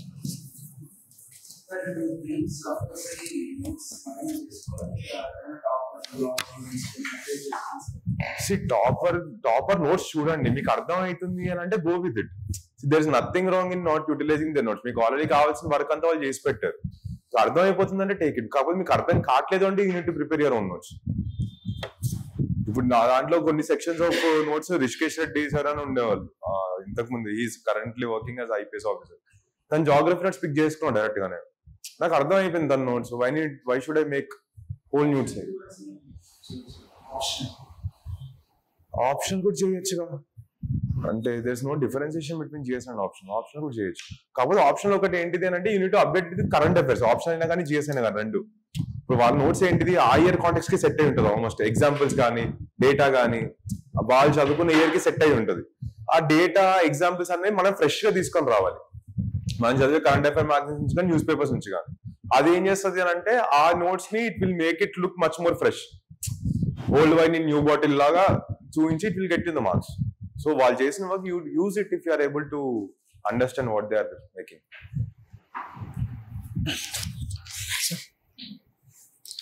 Sir next month ఎగ్జామ్కి ఒక అప్రాక్సిమేట్లీ ఒక 28 days అలా ఉంది. సో ఈ మంత్ ఎలా ప్లాన్ చేసుకోవాలి? నాకు అర్థం కాదు. నెక్స్ట్ మంత్ ఎగ్జామ్కి ఒక 1 month అలా గ్యాప్ ఉంది కదా సార్, ఈ 1 month లో ఎలా ప్లాన్ చేసుకోవాలి అని? దేనిపైన ఫోకస్ చేయాలి? ఎలా ప్లాన్ చేసుకోవాలి? కొత్త విషయాలు చదవడం ఆపేయండి, రాని విషయాలు కూడా వదిలేయండి. అదంటే ఇది కంప్లీట్ కాలేదు ఇంకా నాదంటే వదిలేయండి. అన్నిటికంటే మోస్ట్ ఇంపార్టెంట్ పీవైక్యూస్ చేయండి, రెగ్యులర్ గా చేయండి. రోజుకి అట్లీస్ట్ ఒక 300-400 క్వశ్చన్స్ జస్ట్ పీవైక్యూస్ చేయండి. ఏ ఇయర్ నుంచి ఏంటండి? ఏ ఇయర్ నుంచి ఏ ఇయర్ వర్క్ చేయాలి? ఎన్ని ఇయర్స్ కుదిరితే అన్ని years. Start from reverse. 2024 prelims paper నుంచి తీసుకొని వెనక్కి దాకా వెళ్ళండి. ఎంత వెనక్కి వెళ్ళగలితే అంత వెనక్కి. అది that is the only thing that will benefit you. చాలా క్వశ్చన్స్ రిపీట్ క్వశ్చన్స్ కూడా పడతాయి పీవైక్యూస్. అండ్ మీకు అర్థం అయిపోద్ది. ఇప్పుడు ఆప్షన్ ఎలిమినేషన్ చేయాలి, ఎలిమినేట్ చేయాల్సిన క్వశ్చన్స్ చాలా ఉంటాయి. అది పీవైక్యూస్ చేసినప్పుడు మనకు అర్థం అవుతుంది. ఇప్పుడు ఫర్ ఎగ్జాంపుల్ ఇట్లా ఒక ప్యాటర్న్ ఉంటుంది. జనరల్ గా ప్రిలిమ్స్ దాంట్లో ఆప్షన్స్ లో నెంబర్ ఉంటే యూపీఎస్సీ జనరల్ గా నెంబర్ తప్పిస్తుంది ఒక assumption. Number based questions, factor based questions తప్పిస్తుంది యూపీఎస్సీ. అది ఎప్పుడు తెలుస్తుంది? మనం ప్రాక్టీస్ చేస్తేనే కదా. మేము డైరెక్ట్ గా అరే నెంబర్ వస్తే తప్పు పెట్టే ఎగ్జామ్ లో అంటే మనం పెట్టాం, ఎందుకంటే మనకు కాన్ఫిడెన్సే లేదు. అదే అంతే అట్లా అడుగుతుంది యూపీఎస్సీ, జస్ట్ నెంబర్ వస్తే తప్పు పెట్టే అని. కానీ అట్లాంటి క్వశ్చన్స్ ఉంటాయి. అది మనకు కాన్ఫిడెన్స్ అంటే మనం పీవైక్యూస్ చేయాలి. పీవైక్యూస్ లో మనం ఒక 20-30 క్వశ్చన్ ఇట్లా చూసిన తర్వాత అరే నెంబర్ ఉంటుంది తప్పు ఉంది అని ఎగ్జామ్ లో పెట్టడానికి ధైర్యం వస్తుంది. So do PYQs as much as possible and focus on revision. కొత్త టాపిక్స్ జోలికి వెళ్ళండి. ఈ 1 month మాక్ టెస్ట్ చేయాలి సార్. మాక్ టెస్ట్ ఈ 1 month పీవైక్యూస్ నే మాక్ టెస్ట్ లాగా రాయండి. కోచింగ్ సెంటర్ మాక్ టెస్ట్ కంటే కూడా పీవైక్యూసే చేయండి. మాక్ టెస్ట్లు కోచింగ్ సెంటర్ రాయకపోయినా కానీ ఏం నష్టం ఉండదు. కానీ పీవైక్యూస్ చేయకపోతే మాత్రం హెవీ ప్రైస్ పే చేస్తాం.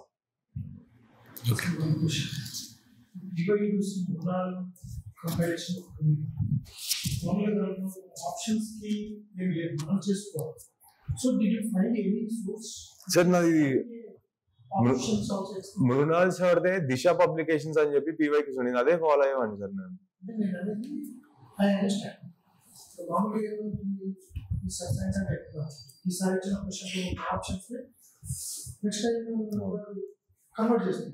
So what I am asking is, do you find any source which is having an options also as an explanation? Did you do something like that? No.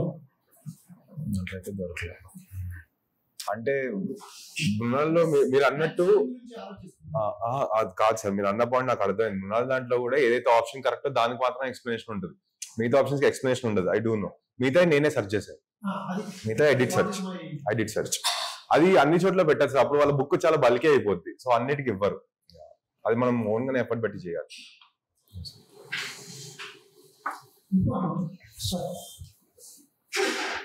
Internal security. So I brought this Ashok Kumar book. Totally dumb. True. చాలా మంది మీరు చదవాలంటున్నారు కానీ I don't know how much it is going to be useful for exam. So మీరు how do you plan? అంటే ఒక current affairs sir నేను ఏం చెప్తానంటే సార్, ఇంటర్నల్ సెక్యూరిటీకి ఐ వుడ్ సే ఒక టాపర్ నోట్స్ చూడండి. టాపర్ నోట్స్ ఆల్మోస్ట్ సిమిలర్ ఉంటాయి internal security. Second thing reverse engineering. For example we have those topics left wing extremism, Naxalism, ఇది మిలిటెన్స్, కాశ్మీర్ మిలిటెన్స్, ఇవన్నీ topics ఉంటాయి, సైబర్ సెక్యూరిటీ టాపిక్స్ ఇవన్నీ. Reverse engineering coaching centre papers లో ప్రతి year ఒక question ఉంటుంది sir దానిపైన. ఒక 15 మార్కర్ లెఫ్ట్ వింగ్ ఎక్స్ట్రీమిజం పైన ఒక క్వశ్చన్ అడిగేశారు అంటే మోర్ ఆర్ లెస్ మనకి ఎగ్జామ్ కి ఏదైతే కావాలో మొత్తం దాంట్లోనే ఉంది. Doing that one question is sufficient for the preparation of LWE topic. అది సెకండ్ థింగ్. ఎందుకంటే I'm interest of series on that, sorry for this. So my focus more on the core methods, only PYQs. So there are couple of coaching centers which actually can benefit you. Our mock test papers అన్నవి. అంటే I'm not saying that you should not, but as a step one you should focus on the PYQs. True. Compressing questions ఉంటాయి కదా, అంటే ఏం చేసి అర్థం కాలేదు మళ్ళీ అడగండి. కాంప్రహెన్షన్ క్వశ్చన్ ఈసారి కాంప్రెసివ్ క్వశ్చన్ ఇస్తాడు, లెంతీ ఇస్తాడు. అవును, అంటే తొందర ఎట్లా చూస్ చేసుకొని ఆప్షన్ చేయాలంటే ఇది ఏంటిది అని అంటే కాంప్రహెన్షన్ దాంట్లో the trick is first read the questions. Comprehension చదివాము ఫస్ట్ క్వశ్చన్ చదవండి కింద వాడు ఏమడుతున్నాడు, అది కింద క్వశ్చన్ చదివిన తర్వాత కాంప్రహెన్షన్ లో దేనిపైన ఫోకస్ చేయాలని అర్థం అయిపోతుంది. అప్పుడు then you need not read word by word complete గా ఎత్తుకుతాం. ఇప్పుడు సపోజ్ క్వశ్చన్ లో what is the meaning of this or what in what context this word is used అని అన్నాడు అనుకోండి, ఆ వర్డ్ ఎక్కడుందని ఎత్తుకుతా కదా ఫస్ట్, మొత్తం కాంప్రహెన్షన్ చదివే బదులు. So first read questions in comprehension and then read the comprehension exam లో. లాంగ్వేజెస్ సబ్జెక్ట్స్ ఉంటాయి కదా, నార్మల్ గా ఏం బేస్ చేసుకొని క్వశ్చన్ అడిగే ఛాన్స్ ఎక్కువ ఉంటాయి. ఇప్పుడు తెలుగు, ఇంగ్లీష్ కానీ జనరల్ క్వశ్చన్స్ ఇస్తాడా లేకపోతే సబ్జెక్ట్ నుంచి చేయొచ్చు? జనరల్ గానే ఉంటాయి, సబ్జెక్ట్ అన్నది ఏముండదు. లైక్ జస్ట్ మనకు లాంగ్వేజ్ వస్తుందా లేదా టెస్ట్ చేయడానికి మాత్రమే ఉంటుంది అంతే. సేమ్ ఇంగ్లీష్ అండ్ తెలుగు అంతే, ఇంగ్లీష్ కూడా అంతే. English is also just qualifying paper అంతే. అంటే క్వశ్చన్ బేసిక్ ఎట్లా ఉంటుంది అంటే బేసిక్ జస్ట్ జనరల్ అండర్స్టాండింగ్ అంతే, ఇట్స్ నాట్ అబౌట్ ఎక్స్పర్టీస్.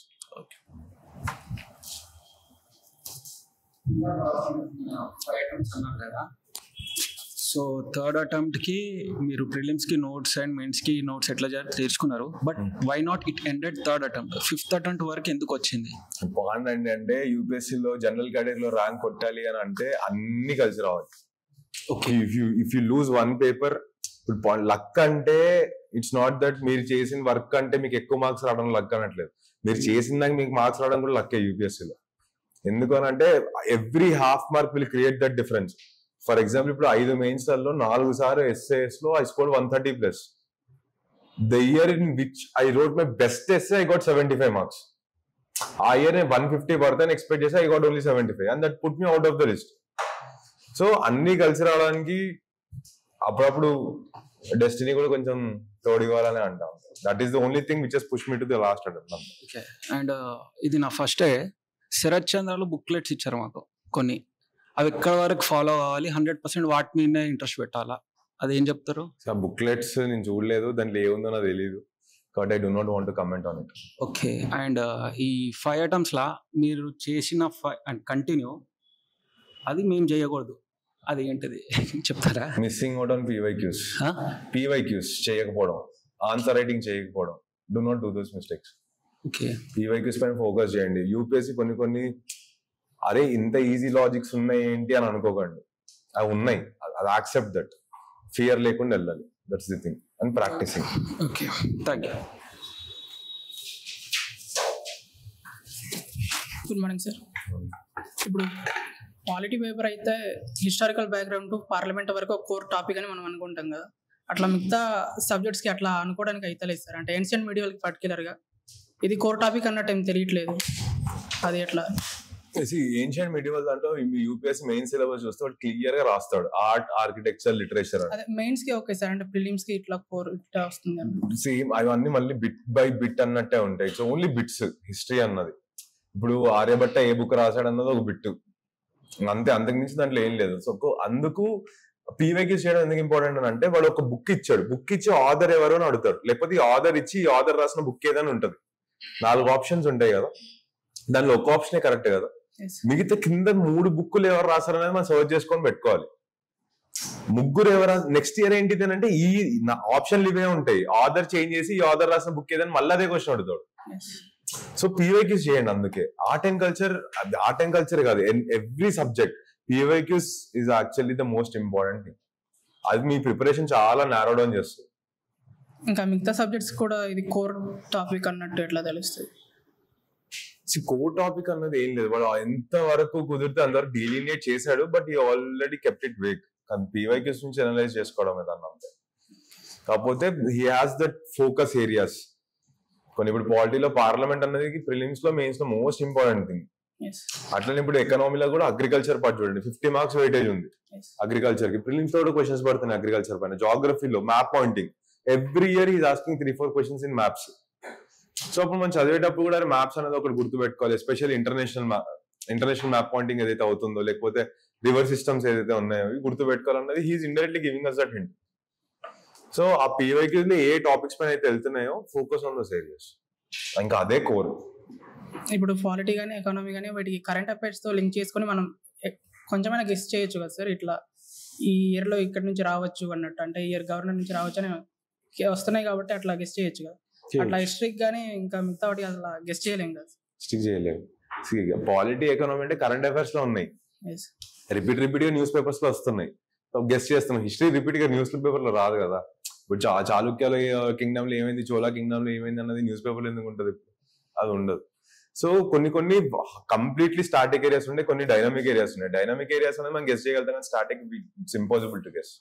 అంటే నేను ఇప్పుడు ఏన్షియన్ మీడియల్ కూడా కొంచెం నెగ్లెక్ట్ చేస్తున్నా సార్ మోడర్న్ తో కంపేర్ చేస్తే, అంటే దాన్ని నెగ్లెక్ట్ చేయొచ్చా? చేయకూడదు, లేదు యాక్చువల్ గానే చేయకూడదు. Look at that weightage ancient medieval. These are almost 30+20 50 marks వచ్చింది ఏన్షియన్ మీడియల్. దెన్ మీకు ఫైట్ ప్రతి అర మార్క్ కి ఫైట్ జరుగుతున్నప్పుడు, ఇప్పుడు ఒకసారి మార్క్ లిస్ట్ వచ్చింది, టాపర్స్ మార్క్ లిస్ట్ ఒకసారి చూడండి. ప్రతి మార్క్ దగ్గర యూఆర్ హ్యావింగ్ 4-5 పీపుల్. నా 995 స్కోర్, నా ర్యాంక్ 62, 61, 60, 59 అందరికి సేమ్ మార్క్స్. ఇప్పుడు అంత టాప్ లో ఒక మార్క్ దగ్గర నలుగురు ఉన్నప్పుడు మార్క్ కింద పడే కొద్దీ ఒక్క మార్క్ దగ్గర 10 మంది 15 మంది ఉంటారు. అప్పుడు ప్రతి అర మార్క్ ఇంపార్టెంట్ అయిపోద్ది. అప్పుడు అర మార్క్ కావాలని మనం చేయాల్సిందే కదా. ఇందాక బ్రదర్ అడిగినప్పుడు అంటే ఫస్ట్ క్వశ్చన్ చదివి తర్వాత ప్యాసేజ్ చదవాలి అన్నారు కదా సార్. కానీ ఇన్ని రోజులు నేను ప్యాసేజ్ చదివి తర్వాత క్వశ్చన్ లోకి వెళ్తున్నా, ఇప్పుడు నేను చేంజ్ చేసుకోవచ్చు? చేంజ్ చేయొచ్చు, అంటే ఇంకా తక్కువ టైం ఉంది కదా అన్నట్టు. లేదు, చేంజ్ చేయొచ్చు. కొన్ని ఎగ్జామ్ ఫైనల్ మూమెంట్ లో చేంజ్ చేయకండి. మీరు చేంజ్ చేయాలని అనుకుంటే అది ఒక అట్లీస్ట్ ఒక 5-10 పేపర్స్ తీసుకొని ఇప్పుడు దాన్ని ప్రాక్టీస్ చేసి వెళ్ళండి. ఫైనల్ మూమెంట్ అయితే చేంజ్ చేయకండి. ఇప్పుడు మీరు ఏదైతే స్ట్రాటజీ ఫాలో అవుతున్నారో దాంతో మీరు సీసెట్ క్లియర్ చేయగలుగుతున్నారు అని అంటే stick to it, do not change it. అది కష్టం అయిపోతుంది, అసలు నేను చదవలేకపోతున్నాను అని అంటే చేంజ్ చేయండి, కాకపోతే ముందే ప్రాక్టీస్ చేయండి. డైరెక్ట్ ఎగ్జామ్ లో అయితే ఎక్స్పెరిమెంట్ చేయగలరు. ఇన్ని రోజులు కంఫర్టబుల్ గానే ఉంది sir passage to questions. It's okay, continue అంతే sir. Thank you sir.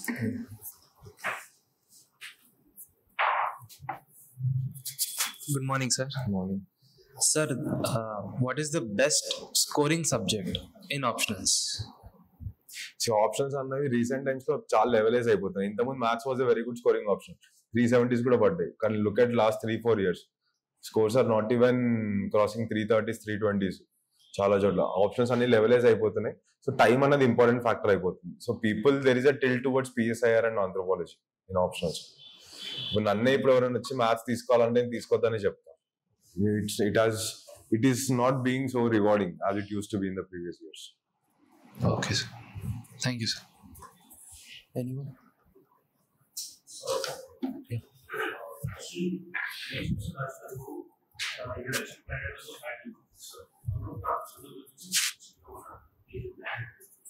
Mandatory అన్నది ఏం లేదు. మనం మెయిన్స్ ఆన్సర్ రైటింగ్ లో ఏంటిది అని అంటే మనము రాసిన ప్రతి పాయింట్ బెటర్ గా ఉంటే ఇట్స్ అడ్వైజబుల్. ఇప్పుడు ఇంట్రొడక్షన్ రాస్తున్నాము, if are able to put in some current affairs data exam లో కాంటెక్స్ట్ సెట్ అయిపోద్ది. అందుకోసం కొంచెం రివార్డింగ్ ఉండడం కోసం అనేది పెడతాం. కానీ standard way of writing introduction and conclusions also good enough. ఇప్పుడు కొన్నిసార్లు ఫెడరలిజం వస్తుంది, I just write the definition of federalism. ఇంకొంతమంది దే ఎస్టాబ్లిష్ ద కాంటెక్స్ట్, ఎందుకు ఈ కాంటెక్స్ట్ లో క్వశ్చన్ అడిగారు. So there is nothing mandatory, ఏది కంఫర్టబుల్ ఉంటే అది. కాకపోతే కొంచెం డైవర్సిటీ పెట్టుకొని చూడండి ఒకసారి, మీకు ఏది బెటర్ గా అనిపిస్తుంది.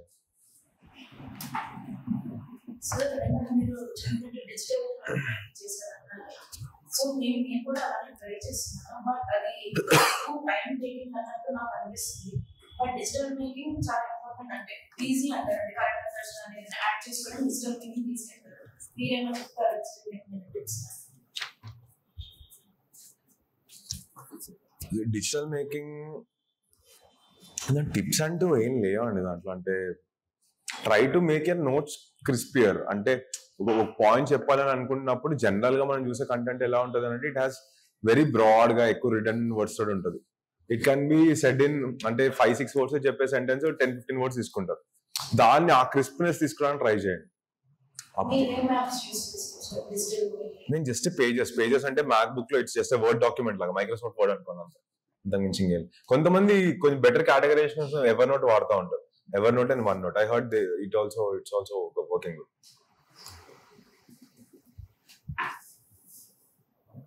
Sir, actually, I would very much love to try and models for the syllabus. Sir, I have a doubt, sir. PYQs, prelims, sir. First, that paper, question paper analyze చేసుకొని వాళ్ళ perspective లో నేను చెప్పాలి, లేకపోతే నేను చదివి రాయాలి, balance. See, first just initial glance మాత్రమే. Now that you are just starting, first try to understand, take a flavor of the subject.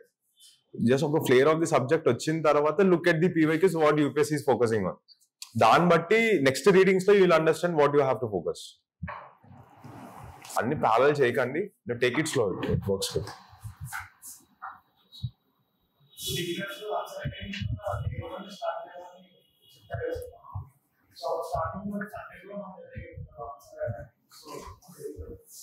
Twist ఏంటిదంటే కంటెంట్ ఎగ్జామ్ రాసినప్పుడు కూడా ఉండదు. అంటే మనము ఎట్లా అనుకుంటాం అంటే one big mistake which have committed was going after perfection. UPSC is not about perfection. యూపీఎస్సీని మనం ఒక ఇంజనీర్స్ కి జనరల్ గా ఒక టిల్ట్ ఏంటిది అంటే మనం ఏదైనా ఎగ్జిక్యూట్ చేయాలంటే మొత్తం పర్ఫెక్ట్ గా ఉండాలి. యూపీఎస్సీ అట్లా కాదు. UPSC treat like an art subject. Arts లో there is always a scope for improvement. మనం ఇప్పుడు పికాస్ వచ్చి పెయింటింగ్ ఇష్టం కానీ అరే అక్కడ హెయిర్ కరెక్టే లేదు, ఇక్కడ బట్ట కరెక్టే లేదు, ఏదో పెడతాం. యూపీఎస్సీ కూడా అంతే. మీకు ఏదైతే నాలెడ్జ్ ఉందో దాంతో రాయండి. రాసిన తర్వాత ఇప్పుడు ఎట్లా చూస్తాం కదా మాక్ సొల్యూషన్స్, అలా అది చూసినప్పుడు దాని నుంచి ఇన్కార్పొరేట్ చేసుకోండి. So it's an continuous evolving process. So ఇదే పర్ఫెక్ట్ ఇది కాదు అన్నది ఏం లేదు. So do not wait until last moments, రాయండి జనరల్ గానే అంతే. పర్ఫెక్షన్ వస్తుందని మాత్రం ఎక్స్పెక్ట్ చేయకండి, అది ఎప్పటికీ రాదు. నన్ను రాయమన్నా నాకు రాదు.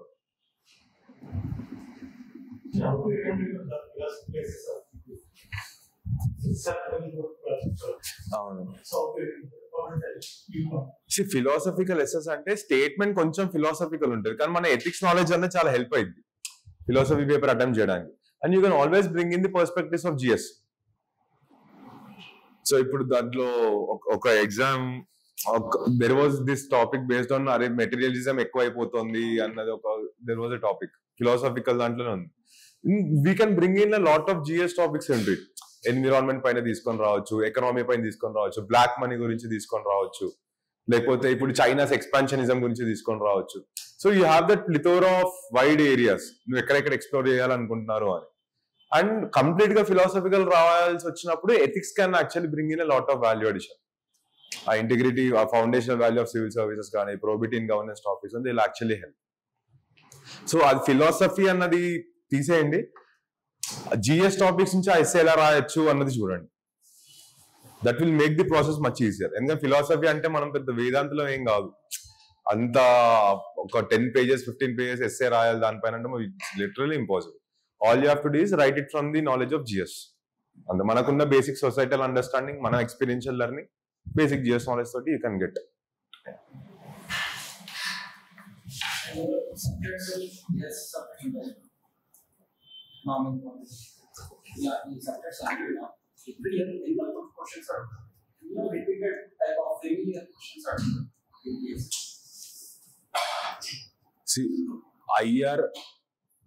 ఇంటర్నేషనల్ రిలేషన్స్ లో రిపీట్ క్వశ్చన్స్ రావు, జనరల్ గా రావు, కానీ మిగతా అన్ని ఏరియాస్ లో ఆల్మోస్ట్ పడతాయి. ఫర్ ఎగ్జాంపుల్ అగ్రికల్చర్ తీసుకోండి. అగ్రికల్చర్ లో ఉన్న కొన్ని ఫ్యూ ఇంపార్టెంట్ టాపిక్స్ లో every year almost food processing పైన క్వశ్చన్ ఉంటుంది. అదే ఉంటది. ఒక ఇయర్ ఛాలెంజెస్ అడుగుతాడు, ఇంకో ఇయర్ మెజర్స్ ఏం తీసుకుంది గవర్నమెంట్ అని అంటాడు, ఇంకో ముందు అసలు ఏంటిది ఫుడ్ ప్రాసెసింగ్ దాంట్లో ఇష్యూస్ ఏమున్నాయి అని అడుగుతాడు, కామన్ థింగ్. అట్లనే every alternate year almost left wing extremism పైన క్వశ్చన్ వస్తుంది, అదే క్వశ్చన్ వస్తుంది. Cyber security similar questions. So economy paper లో do not get in to this broad based topics. ఇప్పుడు ఇండియన్ ఎకనామీ అని రాసింది. ఇండియన్ ఎకనామీ అంటే ఏంటి? ఇండియన్ ఎకనామీ కింద చాలా ఉంది, అట్లా కాదు. ఇప్పుడు ఇంక్లూజివ్ గ్రోత్ ఉంది. ఇంక్లూజివ్ గ్రోత్ పైన there is always a set type of question, అదే క్వశ్చన్ పడుతుంది. అగ్రికల్చర్ సెక్షన్ మొత్తము అంతే. సైన్స్ అండ్ టెక్ లో వేరీడ్ అడుగుతాడు. సైన్స్ అండ్ టెక్ లో వీ కెనాట్ ఎక్స్పెక్ట్ దట్ అది రిపీట్ అవుతుంది క్వశ్చన్ అని. అట్లీస్ట్ రీసెంట్ ఇయర్స్ అయితే అస్సలు రిపీట్ కావడం లేదు. సో అట్లనే GS2 లో కూడా గవర్నెన్స్ పాలిటీ సెక్షన్ అనేది రిపీట్ ఉంటాయి చాలా వరకు కొన్ని కరెంట్ అఫైర్స్ కి. కానీ IR is completely current affairs. Okay, ఇప్పుడు రిపీట్ అయ్యే క్వశ్చన్స్ కి మెంటర్షిప్ తోని మనం మూవ్ అవ్వచ్చు. రిపీట్ కాని సబ్జెక్ట్స్ కి ఎట్లా, ఐ మీన్ సేఫ్టీ గైడెన్స్ ఎట్లా తీసుకోవాలా? ఇంటర్నేషనల్ రిలేషన్షిప్ అన్నారు, అలా రిపీట్ గా ఉన్నారు, దానికి త్రూ మనం ఎట్లా మూవ్ ఆన్ కావాలి, ఏం రిసోర్సెస్ ఎట్లా మనం ఏదైతే రిపీట్ చేస్తున్నప్పుడు నువ్వైతే ఎక్స్పీరియన్స్ గెయిన్ చేస్తున్నావో డైనమిక్ క్వశ్చన్స్ రాసినప్పుడు అదే ఎక్స్పీరియన్స్ వెళ్ళిపోతుంది. ఇప్పుడు ఫర్ ఎగ్జాంపుల్ క్రికెట్ కాంటెక్స్ట్ లో చెప్పాలి అని అంటే, ఇప్పుడు ఆస్ట్రేలియాని ఫేస్ చేసే ముందు నేను ఒక 10 times శ్రీలంకని ఫేస్ చేసినా కానీ I can go play do some batting while facing Australian players. Okay, నేను అసలు చెయ్యకుండానే వచ్చేస్తా అన్నది ఏం లేదు కదా. ఇది కూడా అంతే, ఈ ప్రాక్టీస్ అనేది అక్కడ హెల్ప్ అవుతుంది. ఓకే, అండ్ న్యూస్ పేపర్ కి మీరు ఇన్స్టిట్యూట్ ఇస్తారు కదా కరెంట్ అఫైర్స్ కి, డైరెక్ట్ ఇన్స్టిట్యూట్ ఇచ్చిన కరెంట్ అఫైర్స్ జరిగితే న్యూస్ పేపర్ చదవకుండా ఇంపాక్ట్ ఎట్లా ఉంటది? న్యూస్ పేపర్ నుంచి నోట్స్ చేయండి అని చెప్పడం లేదు. న్యూస్ పేపర్ ఏంటిది అంటే అట్లీస్ట్ నేను చేసింది ఒక బ్రాడ్ అండర్స్టాండింగ్ వస్తుంది. ఒక 30-40 minutes in a day spending on news paper is not a bad thing. Cricket గురించే చదవండి, ఎకనామీ బ్రాడ్ ఏం చదువుతుంది చూడండి, నోట్స్ చేయాల్సిన అవసరం లేదు. Notes you can rely on coaching centre material only. Thank you sir. 2020లో 426 ర్యాంక్ సార్. ఇప్పుడు ఈ 62 ర్యాంక్ మీరు ఆన్సర్ మోడల్స్ ఎట్లా ప్యాటర్న్ చేంజ్ చేశారో అది బిగినర్స్ ఎవరు అడాప్ట్ చేసుకోవచ్చు కదా అని. అంటే సేమ్ రెప్లికేట్ చేయకపోయినా కానీ అదే 21 అటెంప్ట్ నుంచి నా సేమ్ థింగ్ నాది ఎవ్రీ ఇయర్ ఏదో ఒకటి బ్యాక్ ఫైర్ కావడం వల్ల I was not in to the list. అంటే కొన్ని చేంజెస్ చేసి ఉంటారు కదా సార్, మరి 426 నుంచి డైరెక్ట్ 62 కదా సార్ జంప్. కొన్ని చేంజెస్ మేడ్ చేసి ఉంటారు కదా సార్ వాటి, అది బిగినర్స్ కెన్ అడాప్ట్. అంటే అంత రెప్లికేట్ చేయాలంటే ఐ యామ్ ప్రెటీ ష్యూర్ రేపు ఎల్లుండి స్కోర్ కార్డ్ వస్తుంది. I can compare you those 2 score cards and show it's very much a very same thing. నాకు ఎందుకో for some reason my fate did not work out in 2021 and 2022. And maths కూడా కొంచెం అప్పుడు maths option లో కొన్ని తప్పులు చేశాను, that also pull me back. కానీ GS more or less remain the same. But ఒక స్ట్రాటజీ ఉంటుంది సార్ నార్మల్ ప్రతి మైండ్ ఎవరికైనా టాపర్స్ కి, అది బిగినర్స్ ఎవరైనా అడాప్ట్ చేసుకోవాలనుకుంటే లైక్ ఇది ఫాలో అయితే చేయొచ్చు. ఆన్సర్ గుడ్ ఉండొచ్చు, ఆన్సర్ రైటింగ్ గుడ్, అంటే ఐ మీన్ వేట్ వాళ్ళకి మనకి డిఫరెన్షియేట్ చేయొచ్చు కదా ఆన్సర్ చేయొచ్చు. అది ఎట్లా కానీ వాళ్ళ ప్రతి ఒక్కరిది డిఫరెంట్. ఇప్పుడు మ్యాథ్స్ లో ఉన్న నాకున్న అడ్వాంటేజ్ ఏంటిది అంటే I can score close to 300s. ఇప్పుడు వేరే ఆప్షన్ లో GS లో టాపర్స్ ఉన్న వాళ్ళకి కూడా 300 అన్నది it's not a cake work for them. నేను రిలేటివ్ గా మ్యాథ్స్ లో స్కోర్ చేసినంత అంత స్కోర్ చేయలేరు అక్కడ. సో ఏమైపోద్ది అంటే they will focus more on GS, I will focus more on maths. ఇప్పుడు వాళ్ళ టార్గెట్ 430 ఉంది అనుకోండి GS లో, I will target only 400 GS లో. ఆ 30 marks నాకు మ్యాథ్స్ ఎడ్జ్ ఇచ్చేస్తుంది. So every one has those independent things. But I would సే ఇప్పుడు విజన్ కానీ ఫోరం కానీ టాపర్ ఆన్సర్ కాపీస్ అని చెప్పి అప్లోడ్ చేస్తూ ఉంటుంది. ఒకటే exam multiple toppers answer scripts download చేసి చూడండి. దాంట్లో will figure out some common points, ఆ పాయింట్ ఫార్మాట్ లో రాయడం, ఇంపార్టెంట్ కీవర్డ్స్ అండర్లైన్ చేయడం, trying to incorporate those diagrams as much as possible. హిస్టరీలో కూడా డయాగ్రామ్స్ కొడతారు. ఇప్పుడు I know A friend Indus valley పైన ఏదో క్వశ్చన్ వచ్చినప్పుడు ఆ పిక్టోగ్రఫిక్ స్క్రిప్ట్ కూడా ఏదో రాస్తాడు. ఇప్పుడు ఆ పిక్టోగ్రఫిక్ స్క్రిప్ట్ అన్నది ఎగ్జామినర్ కి కూడా తెలియదు, బట్ దీన్ని గుర్తు పెట్టుకొని he made those seals that has worked out for him. So అట్లా ఒకసారి మల్టిపుల్ టాపర్ వి ఆన్సర్ కాపీస్ డౌన్లోడ్ చేసి చూడండి, యుల్ అండర్స్టాండ్ మీకే స్టైల్ సెట్ అవుతుంది, మీరు ఎలా రాయాలి అనుకుంటున్నారు అని.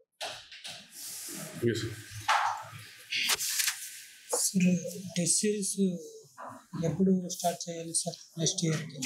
ఎంత తొందరగా స్టార్ట్ చేస్తే అంత బెటర్. వాళ్ళు ఒక షెడ్యూల్ ఇస్తారు టెస్ట్ సిరీస్ కి, ఆ షెడ్యూల్ లో తీసుకుని దాని ప్రకారం వెళ్ళిపోతే ప్రిపరేషన్ ఈజ్ ఆల్వేస్ ఈజీ. ఎందుకంటే ఇందాక ఏదైతే ప్రిపరేషన్ డిఫికల్ట్ అవుతుంది, చేయలేకపోతున్న టార్గెట్స్ ని మీట్ అని, ఆ టెస్ట్ సిరీస్ షెడ్యూల్ తీసుకుంటే మీకు కొంచెం రిలేటివ్ ఈజీగానే మీట్ అవుతారు, కొంచెం చాలా రియలిస్టిక్ ఉంటుంది. అంటే సార్ 3 hours కూర్చోవాలి రాయాలి అంటే పెట్టాలి, ఎగ్జామే అది, కొంచెం కష్టం అవుతుంది. ఎగ్జామే అది కదా. సో ఎఫర్ట్ అన్నది ఇంత చేయాలా అంత చేయాలా అని అంటే యూపీఎస్సీ ఇట్స్ డిఫికల్ట్. అది ఎంత డిమాండ్ చేస్తుందో అంత చేయడమే exam. Sir offline best sir online best sir test series లోనా? ఆఫ్లైన్ రాయండి, అదే better. You have all the coaching centres అన్ని ఉన్నాయి ఇప్పుడు అశోక్ నగర్ లో. నీకు ఢిల్లీలో ఉన్న ఫేమస్ కోచింగ్ సెంటర్స్ కూడా అన్ని they open the branches near, go there. వాళ్ళు ఏంటిది అంటే వాళ్ళు డెడికేటెడ్ టైం పెడతారు, ఓన్లీ ఈ టైంలో మాత్రమే వచ్చి మీరు ఎగ్జామ్ రాయగలుగుతారు అని. అది వెళ్ళాం అనుకోండి మనకి హెసిటెన్సీ లేకుండా ఏదో పోస్ట్ పోన్ చేయకుండా టైం టు టైం పనులు అయిపోతా ఉంటాయి అట్లా. Thank you.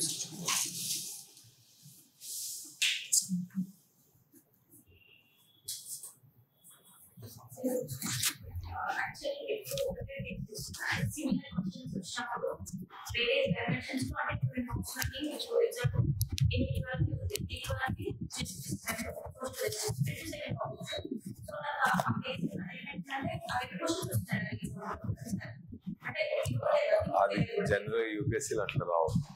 ఈ కోచింగ్ సెంటర్స్ దాంట్లో అట్లా లేదు, కోచింగ్ సెంటర్స్ దాంట్లో మిస్ఫైర్ అవుతుండొచ్చు, యూపీఎస్సీ లో జనరల్ అలా రావు. ఒకవేళ అలా వచ్చినా కానీ do not change your answer, రాసేయండి.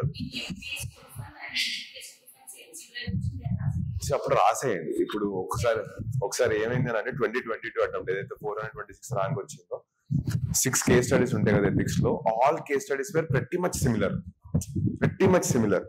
First case study రాసా బాగానే ఉంది, సెకండ్ కేస్ స్టడీ చదివినాం అది ఇంతకు ముందు కూడా ఇట్లనే ఉంది కదా అని చెప్పి అరే కొత్తగా ఏదో రాయాలి అని చెప్పి ఏదో ఆలోచించుకుంటూ రాసుకుంటూ వచ్చాను. 15 నిమిషాల్లో రాయాల్సిన కేస్ స్టడీ ఇంకో 5 నిమిషాలు ఎక్కువ 20. థర్డ్ కేస్ స్టడీకి వెళ్ళిన, థర్డ్ కేస్ స్టడీ అది సేమ్ ఉంది కదా మళ్ళీ. కానీ ఇప్పుడు ఏం చేస్తా అంటే ఇప్పుడు ఆలోచిస్తే ఇంకా టైం ఎగిరిపోద్ది, రాసేసుకుంటూ వెళ్ళిపోవడం. Marks 110, I got 110 in that year.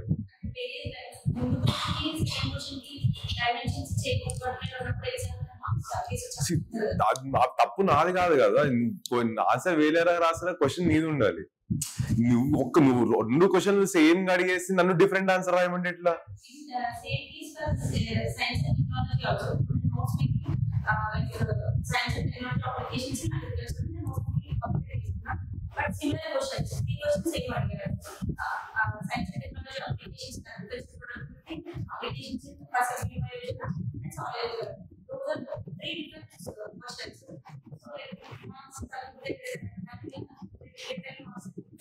General గా అలా రావండి క్వశ్చన్స్ జనరల్ గా, బట్ కొన్ని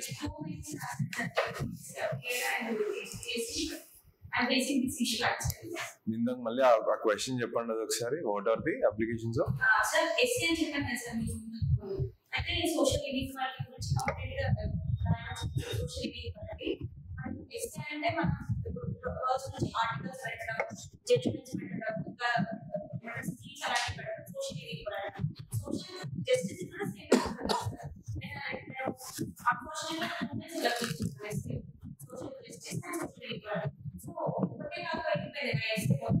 చూస్ చేసుకోకుండా ఉండాలి అంతే, అంతకు మించి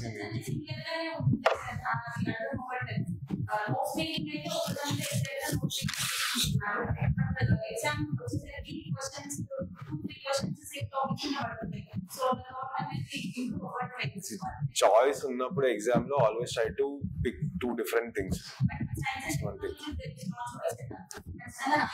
ఎగ్జాక్ట్లీ అదే పడుతుంది అని అంటే నా దగ్గర దానికి ఏం సొల్యూషన్ లేదని. Any other questions? అసలు చెప్పిన అసలు ఏమన్నా కొంచెం ఉపయోగపడిందా?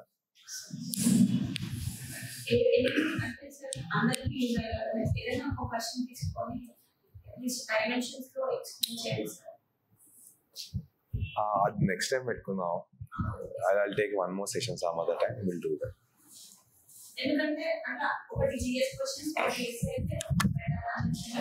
And I'll take a session.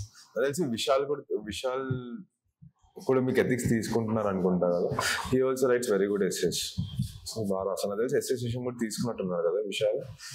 Okay, I'll take one. I'll talk to sir and I'll take one.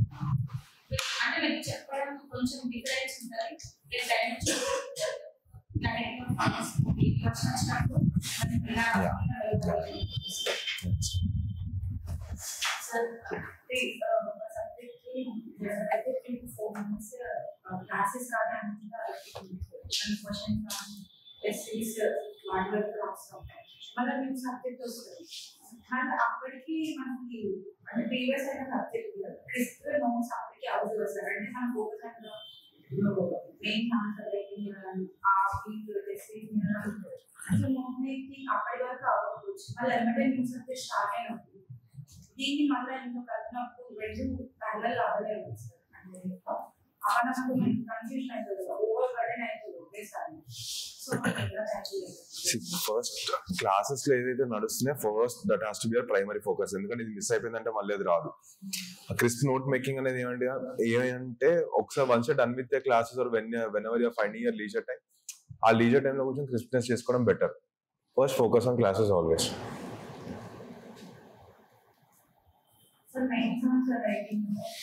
ఇప్పుడు అంటే స్టార్టింగ్ రాసినప్పుడు మన టీచింగ్ అంటే జనరలైజ్ ఉంటుంది సార్. పాయింట్ వైజ్ రాస్తాం, కంక్లూజన్ కూడా ఓకే అదే క్వశ్చన్ టాపర్స్ వస్తుంది. డైమెన్షన్స్ చాలా డిఫరెంట్ ఉంటుంది. కేస్ స్టడీ కానీ ట్రీట్మెంట్ కానీ అంటే మొత్తం మీ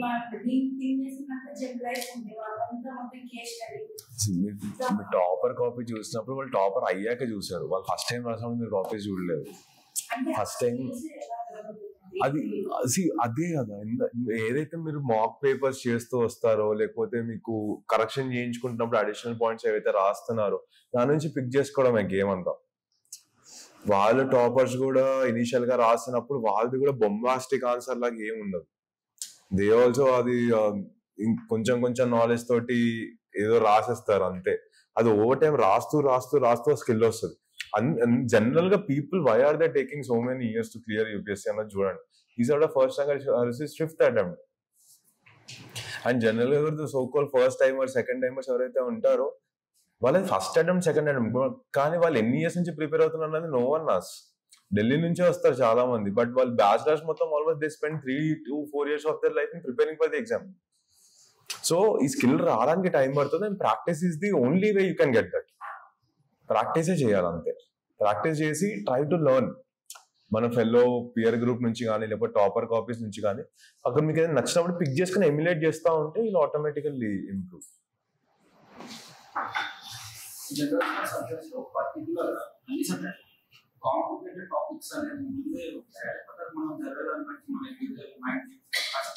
ఇండివిజువల్ ఇప్పుడు సపోజ్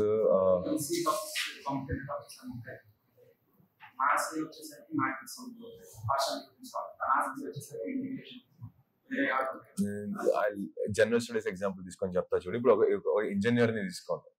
ఒక engineer or who is like a science graduate, he'll find interest in reading ఆ సైన్స్ అండ్ టెక్నాలజీ సబ్జెక్ట్స్ ఏవైతే ఉన్నాయో, లేకపోతే Indian economy which is a technical part, geography subject వాళ్ళకి ఇంట్రెస్ట్ ఉంటుంది దాంట్లో. హిస్టరీ చదవమంటే హిస్టరీ చదవలేము. ఇప్పుడు ఆర్ట్ అండ్ కల్చర్ ని జస్ట్ గుర్తుపెట్టుకో, ఏన్షియంట్ మిడివల్ ఏమైంది గుర్తు పెట్టుకుంటే ఒక ఇంజనీర్ స్టూడెంట్ కి అది ఇంట్రెస్టే ఉండదు అసలు. ఇంట్రెస్ట్ బట్టి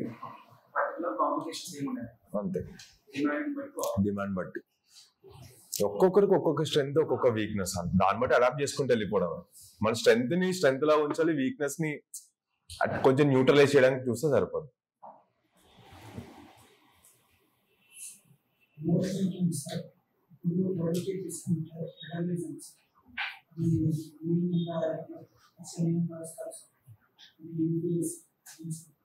కొంచెం గట్టిగా అడుగుతారు, నాకు ఏమి వినిపించడం లేదు అసలు. నోట్ మేకింగ్ లో నోట్ మేకింగ్ చేసే ముందు పీవైక్యూస్ చూడండి ఒకసారి. పీవైక్యూస్ ఎందుకు చూడమంటున్నాను అని అంటే దాంట్లో డైమెన్షన్స్ ఉంటాయి. ఒక పర్టికులర్ టాపిక్ లో what all dimensions he's focusing on అనేది తెలుస్తుంది. ఆ dimension will become your sub headings. Syllabus లో ఫెడరలిజం అని ఒక సబ్ టాపిక్స్, అది మీనింగ్ అనేది మరి క్వశ్చన్ చూస్తే డైమెన్షన్స్ డిస్కస్ క్వశ్చన్స్, సో దాని మీద అక్కడ క్రిటికల్ ఎనలైజ్ డిస్కస్ దానిపైన కాదు మన నోట్స్. మన నోట్స్ అంతా ఏంటిదంటే ఫెడరలిజం అంటే ఏంటిది, ఫస్ట్ ఫెడరలిజం లో ఉన్న ఇష్యూస్ ఏంటిది, మోర్ ఆర్ లెస్ క్వశ్చన్స్ అని ఆ ఫెడరలిజం లో ఉన్న ఇష్యూ ఒక తీసుకొని ఒక క్వశ్చన్ వస్తుంది. ఫర్ ఎగ్జాంపుల్ గవర్నర్ అనేది one of the issue, office of governor has been one of the controversial topic in federal relations.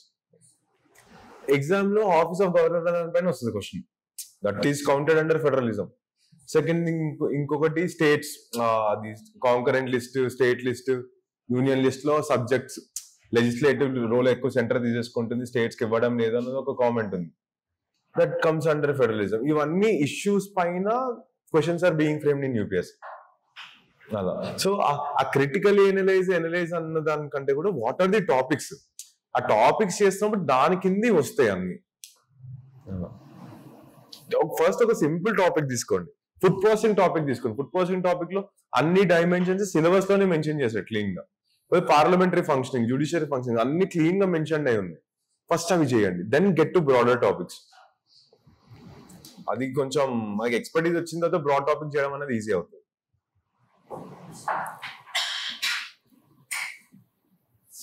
Any other questions sir? ఇంకేమన్నా? Yeah sure.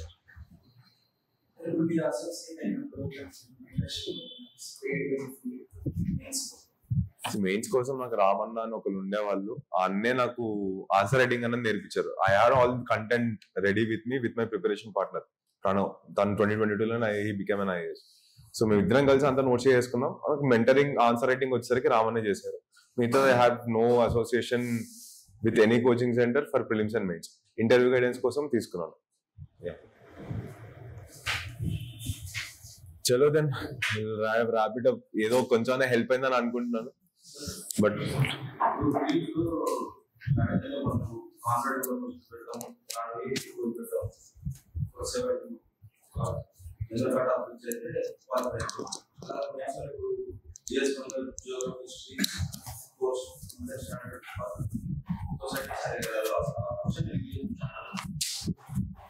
క్వశ్చన్ లీవ్ చేస్తే you're out of the game.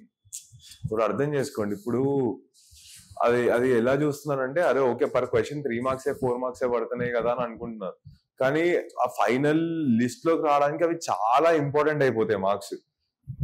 ఒక్కొక్క mark దగ్గర this too much of A competition. You cannot afford. At least general answer అయినా రాసి రావాలి, అది important. ఈసారి ఏదో అడిగారు, ట్విస్టర్స్ పైన క్వశ్చన్ వచ్చింది జాగ్రఫీలో, ఎవరికి తెలీదు. ఎగ్జామ్ అయిపోయాక నేను జాగ్రఫీ ఆప్షన్ ఫ్రెండ్స్ కి ఫోన్ చేసి, అరే డూ యూ నో, వాళ్ళు ఆల్రెడీ ర్యాంకర్స్, అప్పట్లోనే they got double digit rank. Phone చేసి ట్విస్టర్స్ అడిగాడు తెలుసా మీకు అని అంటే, నేను ఎప్పుడు చదవలేదు జాగ్రఫీ ఆప్షన్ ట్విస్టర్ గురించి అని అన్నారు. కానీ ఏదో రాయాలి కదా, రాయకుండా అయితే రాలేం. We have to fight for every half mark in the exam. అంతే.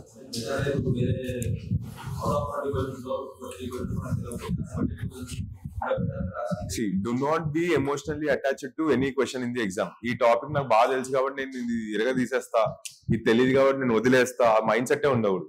మనం ఎంత ఎక్స్ట్రాడినరీ ఆన్సర్ రాసినా అరమార్క్ ఎక్కువ పడుతుందేమో అంతే, అంతకు మించి పడదు. కానీ వదిలేసాము అని అంటే మాత్రం 2-3 మార్క్స్ తక్కువ పడతాయి. సో అందుకు don't be emotional attach to anything. మీకు అన్ని క్వశ్చన్స్ సేమే, అన్నిటిని అటెంప్ట్ చేయాలి. You cannot afford to leave anything. చూడండి టాపర్ స్కోర్స్ ఎంత ఉంటాయి. ఇప్పుడు ఆల్మోస్ట్ 4 పేపర్స్ జిఎస్ స్కోర్స్ కలిపితే 420. ఈ ఇయర్ అయితే 410, 420 దగ్గరే ఉంది. డివైడ్ చేసుకున్నా ఈక్వల్ గా డివైడ్ చేసుకున్నా కానీ 105 మార్క్స్ మాత్రం అంతే. 105 is like what, less than what 40%, around 40%. Main scoring అంతే ఉంటుంది అన్నది, 40 to 45% దగ్గర.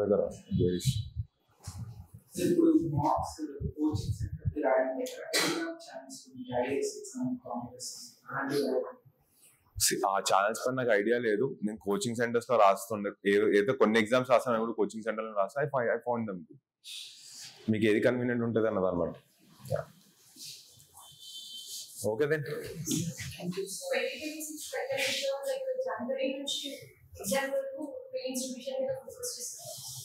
సో నాకు ఇప్పటి నుంచి స్టార్ట్ చేస్తే డిసెంబర్ వరకు మెయిన్స్ సిలబస్ ప్రిపరేషన్ ఇంత ఆప్షనల్ ఎలా 3 years వచ్చేసి. See, take step by step. First mains complete చేసిన గేమ్ అంతా మెయిన్స్. మనం ప్రిలిమ్స్ లో 200కి 190 మార్కులు కొట్టుకున్నా కానీ మెయిన్స్ లో మార్క్స్ లేవు అని అంటే will not be in to that list. So now that you have time, ఒక్కొక్క paper by paper, topic by topic తీసుకొని ఫినిష్ చేసుకుంటూ వెళ్ళండి. కంఫర్టబుల్ గా 7-8 months will be able to do it. Optional ఇప్పటి నుంచే స్టార్ట్ చేయండి. Never ever push it to the last. అది ఎప్పటికీ కాదు. ఈజీగా easy. Yeah you have enough time. You have almost like ఎంత 8 months ఉంది దగ్గర. 8 months అనేది good enough time. Will be able to do it. చలో హెల్ప్ అయిందని అనుకుంటున్నాను. ఏమైనా ఉంటే జస్ట్ మళ్ళీ ఇన్స్టిట్యూట్ కి just give them the questions. I'll try to come back and answer. Okay. Thank you.